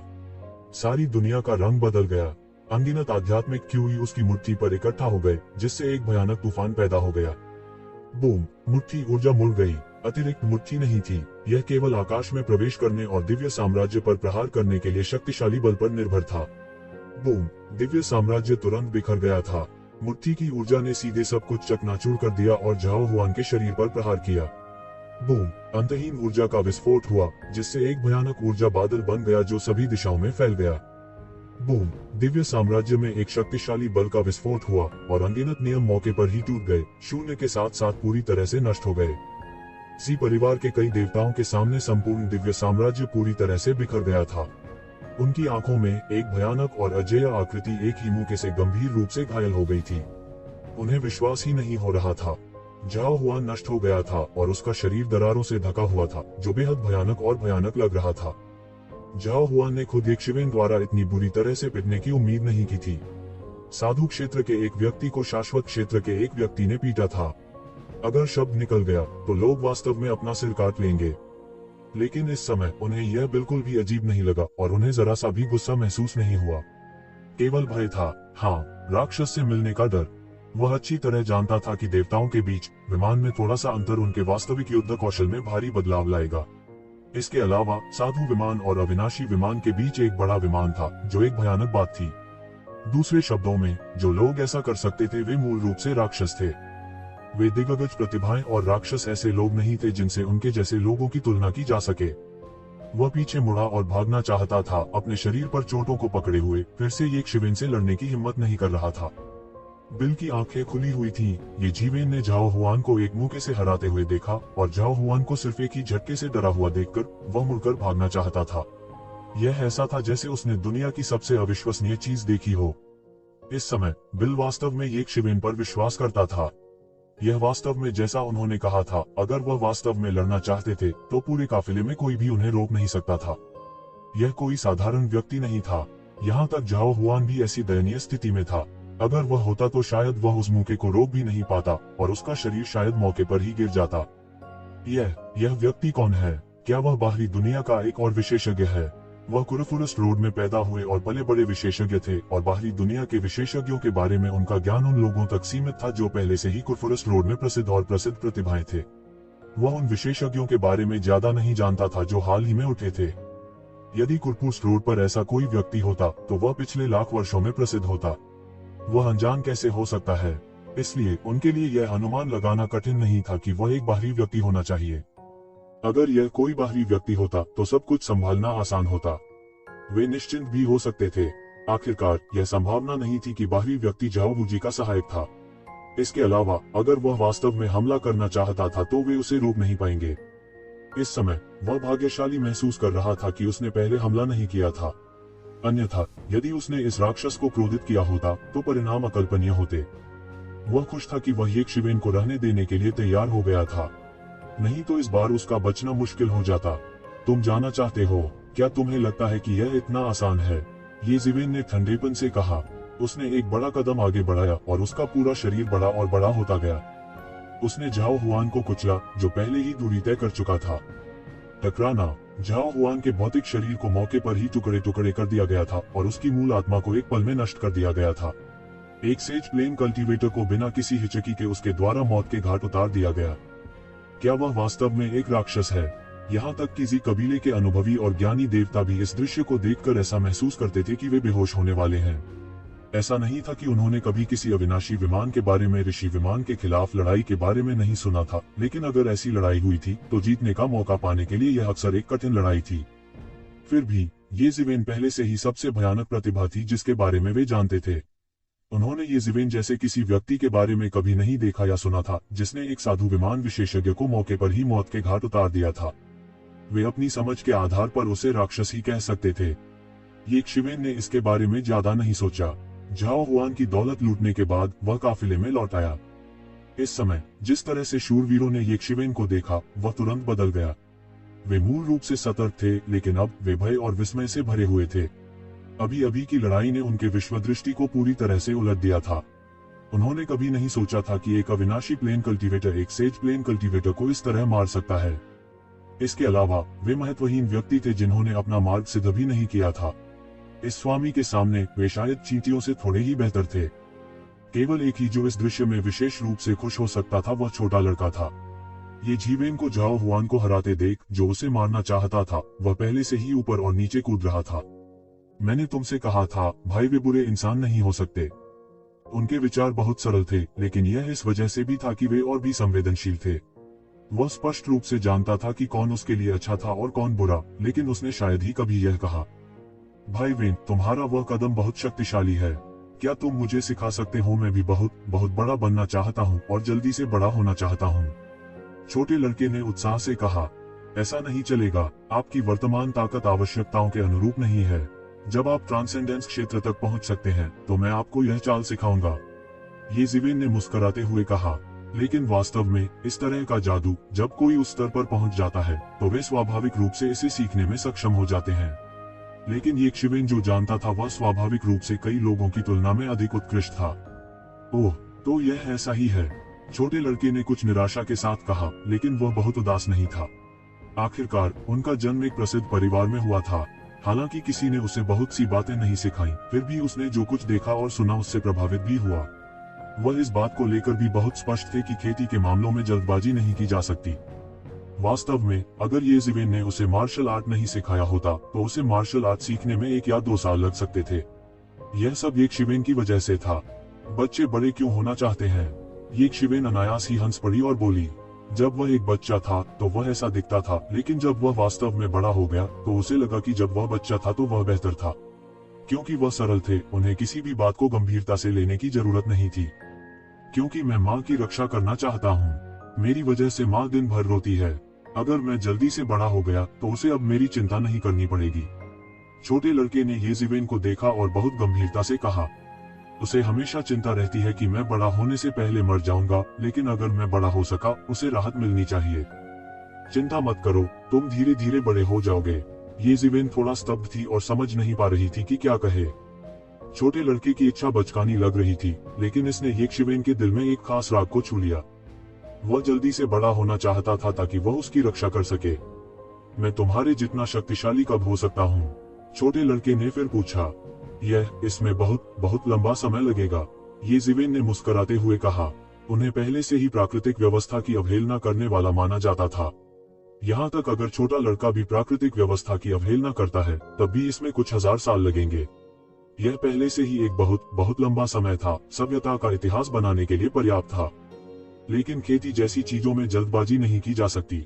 आपको इसे चरण दर चरण करना होगा, समझे? ये जीवेन ने गंभीर अंदाज में कहा। उन्होंने इस अवस्था तक साधना की थी, इसलिए नींव कितनी महत्वपूर्ण थी यह उनसे बेहतर कोई नहीं समझ सकता था। मुझे पता है, छोटे लड़के ने गंभीरता से सिर हिलाया। जाहिर है उसे ये शिवेन के शब्द अपने दिल में याद थे। भविष्य में वह समझ पाएगा कि ये शब्द उसके लिए कितने महत्वपूर्ण थे। धन्यवाद यंग मास्टर, हमें बचाने के लिए। सी परिवार बहुत आभारी होगा। नीचे से बिल की आवाज आई। स्वास्थ्य लाभ की अवधि के बाद उसके शरीर पर लगी चोटें बहुत बेहतर थीं।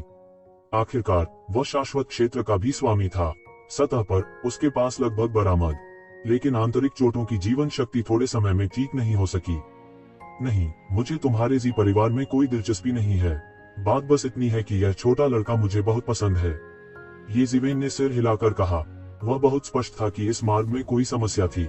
यह संभावना थी कि जी परिवार के भीतर कोई समस्या थी, लेकिन उसका इसमें शामिल होने का कोई इरादा नहीं था। यदि यह इस तथ्य के लिए नहीं था कि उसने देखा कि छोटा लड़का अज्ञात कारणों से विशेष रूप से अनुकूल था, तो वह इस मामले की बिल्कुल भी परवाह नहीं करता। ये जीवेन की बातों से बिल को कुछ भी महसूस नहीं हुआ। उसकी नजर में ये जीवेन एक अलौकिक गुरु बन गया था। हालांकि वह केवल अनंत दायरे में था, अपनी भयानक ताकत के साथ जो साधु दायरे को कुचल सकता था। यहाँ तक कि जी परिवार में भी वह अत्यधिक उच्च उपचार का आनंद ले सकता था। वह उसके समान स्तर का बिल्कुल नहीं था। इस समय वह वास्तव में ये शिवेन की कही गई बातों पर विश्वास करता था। उसने केवल इसलिए मदद की क्योंकि वह युवा मास्टर को पसंद करता था। आखिरकार एक अलौकिक गुरु का हमेशा एक अजीब स्वभाव होता था। हालांकि वे दोनों शाश्वत दायरे में थे, इस समय उसके सामने ये जीवेन के पास एक अलौकिक गुरु की योग्यताएं थीं। भाई वेन, क्या आप हमारे साथ जी परिवार में वापस जाएंगे? छोटे लड़के ने येक शिवेन के कपड़ों का कोना खींचते हुए पूछा। बाकी लोगों ने भी येक शिवेन को घबराहट से देखा। अब जबकि मार्ग खुल गया था, दूसरे शब्दों में विरोधी के लिए एक अपरिहार्य जाल बिछाए जाने की संभावना थी जो उनकी प्रतीक्षा कर रहा था। अगर उन्हें एस्कॉर्ट करने के लिए कोई येजिवेन नहीं था तो उनमें से कुछ के साथ युवा मास्टर को यांडू तियान के पास वापस लाना असंभव था। उस स्थिति में परिणाम केवल अकल्पनीय थे, लेकिन येजिवेन अब उनकी नजरों में एक अलौकिक गुरु बन गई थी। ऐसे व्यक्ति के लिए वे उसे बाध्य करने का साहस कैसे कर सकते थे? क्या वह मृत्यु को प्रणाम नहीं कर रहा था? और तो और बिल के दिल में अगर वह येजिवेन को जीत सकता है तो निस्संदेह उनके गुट में एक समर्थक के रूप में एक अद्वितीय गुरु होगा।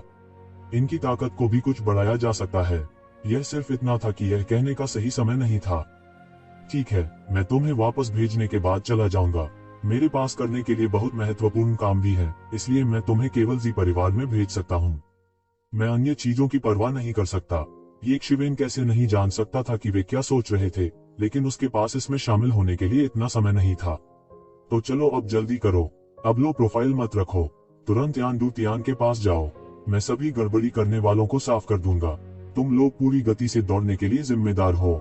धन्यवाद यंग मास्टर, बिल ने जल्दी से बड़े आनंद के साथ कहा। येजिवेन की मदद से उनकी सुरक्षा की गारंटी थी।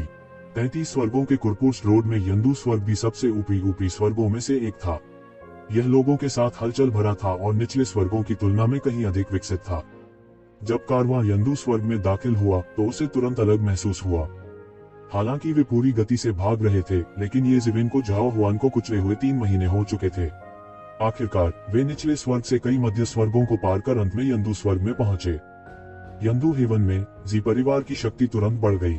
सबसे स्पष्ट बात यह थी कि रास्ते में अधिक से अधिक लोग उनकी रक्षा कर रहे थे। विभिन्न स्थानों के प्रभारी जी परिवार के कई स्वामी भी बिल के आदेश के तहत कारवां में शामिल हुए।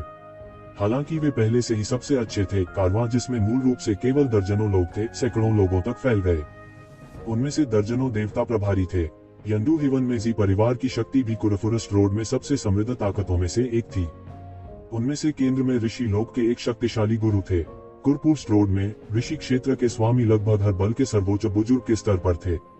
कोई फर्क नहीं पड़ता कि वे कहां जाते थे, उन्हें विशिष्ट अतिथि के रूप में माना जाता था और उनकी पूजा की जाती थी। लेकिन अब वे इस छोटे से आदमी की वजह से लामबंद हो गए थे, जिससे येजिवेन को छोटे आदमी के महत्व की गहरी समझ हो गई थी।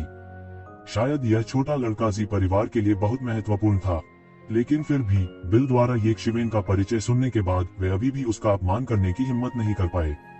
न केवल बिल, बल्कि दर्जनों शूरवीर जो मूल रूप से वहां थे, उन्होंने भी येजिवेन को एक साथ बढ़ावा देना शुरू कर दिया। ऋषि लोक के एक गुरु को एक पैर से मारना, ऐसी ताकत भयानक थी। सेज प्लेन मास्टर, जो पहले बहुत अहंकारी थे, यह सुनते ही उनकी पलकें फड़कने लगी। वह स्वयं एक सेज प्लेन मास्टर था, इसलिए वह स्वाभाविक रूप से सेज प्लेन और शाश्वत दायरे के बीच के अंतर को जानता था, लेकिन उसे अभी भी येजिवेन द्वारा एक मरे हुए कुत्ते की तरह पीटा गया था।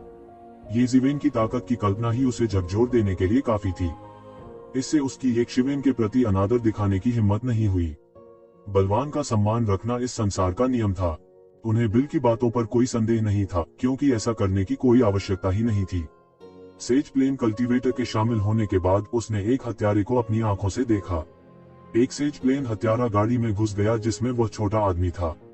वह 10 मीटर से भी कम दूरी पर था और फिर उसे कुचलकर मार डाला गया।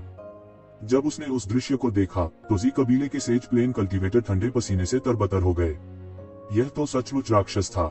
आमतौर पर इस तरह के हत्यारे को समान रैंक के लोगों के बीच खोजना बहुत मुश्किल था। जब तक कोई जानबूझकर पहरा नहीं देता, तब तक हत्या किए जाने की संभावना बहुत अधिक थी। इसलिए लोग अक्सर इन हत्यारों से बहुत डरते थे। भले ही उनके पास आमने सामने की लड़ाई में जीतने की बहुत अधिक संभावना हो, लेकिन समस्या यह थी कि ये हत्यारे आमने सामने नहीं लड़ेंगे। उनके शब्दकोश में निष्पक्ष और वर्ग शब्द मौजूद नहीं था। यहाँ तक ये हत्यारे, जो पहले से ही अपने किलिंग डॉ को साबित कर चुके थे, केवल एक ही लक्ष्य को मारने के लिए हजारों साल तक एक जगह छिप सकते थे। जैसा कि कहा जाता है, एक चोर केवल 1000 दिनों के लिए ही हो सकता है। एक चोर से 1000 दिन तक कोई कैसे पहरा दे सकता है? इसलिए येक शिवेन के इस कदम ने सभी को चौंका दिया था। उसे येजिवेन की बातों पर बिल्कुल भी संदेह नहीं हुआ। वास्तव में यांडू तियान में प्रवेश करने से पहले पूरे काफिले को कई आश्चर्यजनक हमलों का सामना करना पड़ा था, लेकिन उन सभी को येजिवेन ने रोक दिया था। येक शिवेन के लिए यह थोड़ा आश्चर्यजनक था। यह ज्ञात होना चाहिए कि यह आश्चर्यजनक हमले या बिना किसी अपवाद के रास्ता अवरुद्ध करने वाले सभी ऋषि विमान के स्वामी थे। हालांकि वे ऋषि विमान के शिखर पर मौजूद नहीं थे, यह पहले से ही काफी दुर्लभ था। कुरकुस्ट रोड पर सेज प्लेन को पहले से ही शीर्ष विशेषज्ञ माना जा सकता है। उन राक्षसी प्रतिभाओं के अलावा यह कहा जा सकता है कि कोई भी ऐसा नहीं था जो उनका मुकाबला कर सके। इस तरह के आंकड़ों में से एक को किराए पर लेना बहुत महंगा होगा। यह उल्लेख नहीं करना चाहिए कि उनमें से कई एक के बाद एक हमला कर रहे थे। यदि यह केवल त्यानन भाड़े के समूह के लोग होते तो यह ठीक होता, लेकिन यह हत्यारा स्पष्ट रूप से त्यानन भाड़े के समूह का नहीं था। येज़िवेन ने अपने दिमाग में मौजूद आत्मा से यादें निकाली और जानते थे कि वह एक निश्चित हत्यारे संगठन के नेता थे। इस कार्य को स्वीकार करने के बाद वह व्यक्तिगत रूप से आया, लेकिन दुर्भाग्य से उसका सामना येज़िवेन जैसे राक्षस से हुआ। जब वह उससे 10 मीटर की दूरी पर था तब उसे येज़िवेन ने मार डाला। हालांकि येज़िवेन को कोई और जानकारी नहीं मिली, क्योंकि दूसरा पक्ष सीधे मौके पर ही खुद को तबाह कर चुका था और उसकी आत्मा भी भड़क उठी थी। ऐसा लगता था कि उसके शरीर के अंदर कोई बंदिश है और एक बार असफल होने पर वो मौके पर ही विस्फोट कर देगा। इससे भी येज़िवेन खुद को रोक नहीं पाए और आह भर दी। इस छोटे से लड़के को नहीं पता था कि इस छोटे से लड़के को किसने नाराज किया था। इतनी कम उम्र में ही उन्होंने वास्तव में कई उस्तादों को भड़का दिया था। अगर वो येज़िवेन से नहीं मिला होता तो यह कहा जा सकता था कि वो सच में मर जाएगा। हालांकि छोटे लड़के ने खुद ऐसा नहीं सोचा था।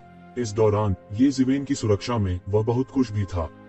हर दिन उसने मार्शल आर्ट का अभ्यास करने के लिए बस येज़िवेन का अनुसरण किया और कुछ ही महीनों में वह पहले से ही हाउटियन 8वें चरण तक साधना कर चुका था और केवल थोड़ा और अधिक वह हाउटियन 9वें चरण में प्रवेश कर सकता था और वह दूर नहीं था अपने मध्याह्न को खोलना और जियानेटियन क्षेत्र में प्रवेश करना। हालांकि छोटा लड़का दुनिया के खतरों को नहीं जानता था, लेकिन उसने कभी भी मार्शल आर्ट का अभ्यास करने की उपेक्षा नहीं की, क्योंकि उसके पास मजबूत बनने का एक मजबूत कारण था। येज़िवेन भावना के साथ आह भरने से खुद को रोक नहीं सकी। हर किसी को पता होना चाहिए, चाहे वह खुद हो या उसका पूर्ववर्ती, जब यह छोटा लड़का इस उम्र में था, वह सिर्फ एक छोटा बच्चा था जो केवल खेलना जानता था और उसने कभी मजबूत बनने के बारे में नहीं सोचा था। हालांकि उनके संरक्षण में काफिला बहुत आसानी से यानडू तियानमेजी कबीले में आ गया।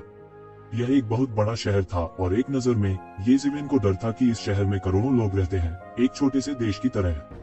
इस नगर के मध्य में सी वंश का पुरखों का देश था और इसके चारों ओर सी कुल के कुछ अधिकारी और अन्य कुलों के रहने के स्थान थे। इस शहर में प्रवेश करने के बाद येज़िवेन ने भी अलविदा कहा। इस शहर में प्रवेश करने के बाद येज़िवेन ने स्पष्ट रूप से कई अत्याचारी दिव्य इंद्रियों को महसूस किया।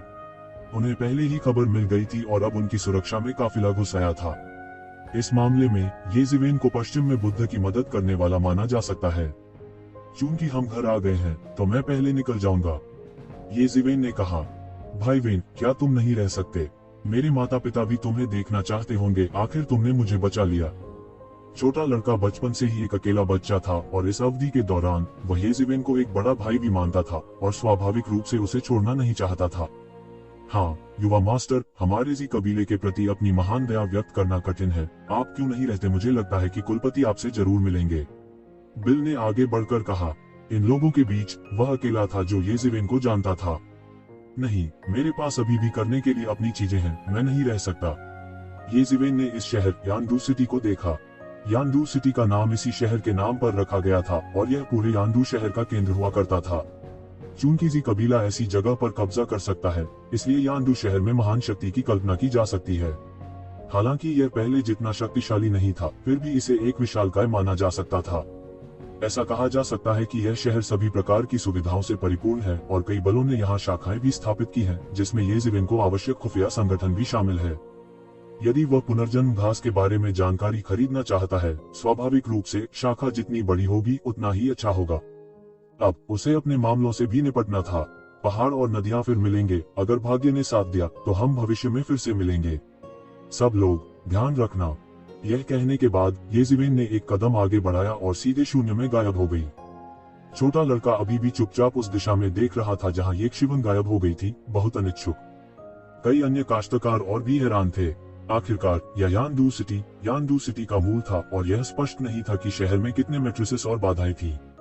यहाँ तक कि देवताओं को भी उड़ना पड़ता था और अंतरिक्ष में यात्रा करना असंभव था।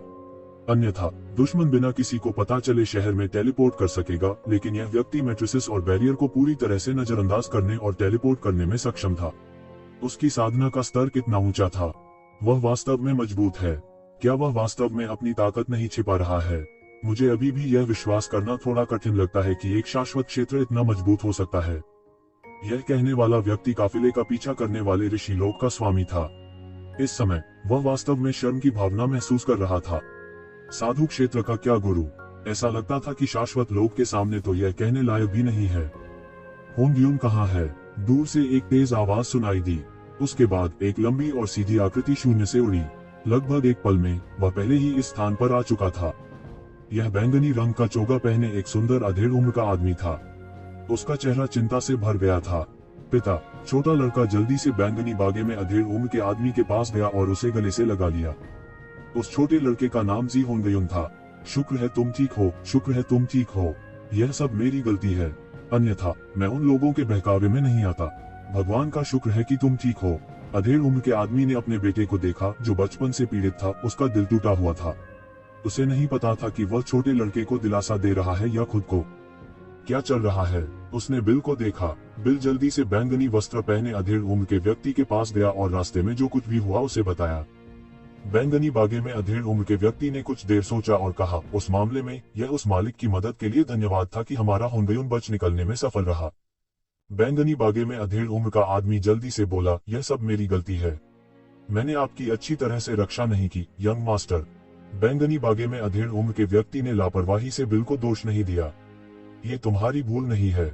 मैंने सोचा था कि मैं उन लोगों को लुभाने के लिए चारा बनूंगा, लेकिन किसने सोचा होगा कि मैं बेनकाब हो जाऊंगा। बैंगनी बागे में अधेड़ उम्र के व्यक्ति ने लापरवाही से बिल को दोष नहीं दिया। वह व्यक्ति हमारे 33 स्वर्गों से प्रतीत नहीं होता है, इसलिए उसका कोई रिकॉर्ड नहीं है। ऐसा लगता है कि वह एक बाहरी व्यक्ति है। बिल ने ध्यान से कहा, कोई बात नहीं, भविष्य में और अधिक ध्यान दें। कोई बात नहीं, वह हमारे होंगयुन के रक्षक हैं। ठीक है, मैं होंगयुन को पहले लाऊंगा। तुम लोग आगे बढ़ो और कबीले में आराम करो। बैंगनी बागे में अधेड़ उम्र के व्यक्ति ने कहा और सीधे यान सिटी में जी परिवार की पैतृक भूमि में छोटे आदमी को अपनी बाहों में लेकर उड़ गया। बैंगनी बागे में अधेड़ उम्र के व्यक्ति ने उन्हें बहुत अधिक निवारक बना दिया। इस समय उन्होंने आखिरकार राहत की सांस ली। किसी ने कहा, मुझे अचानक ऐसा क्यों लगता है कि मास्टर उस मास्टर की तरह ही दिखते हैं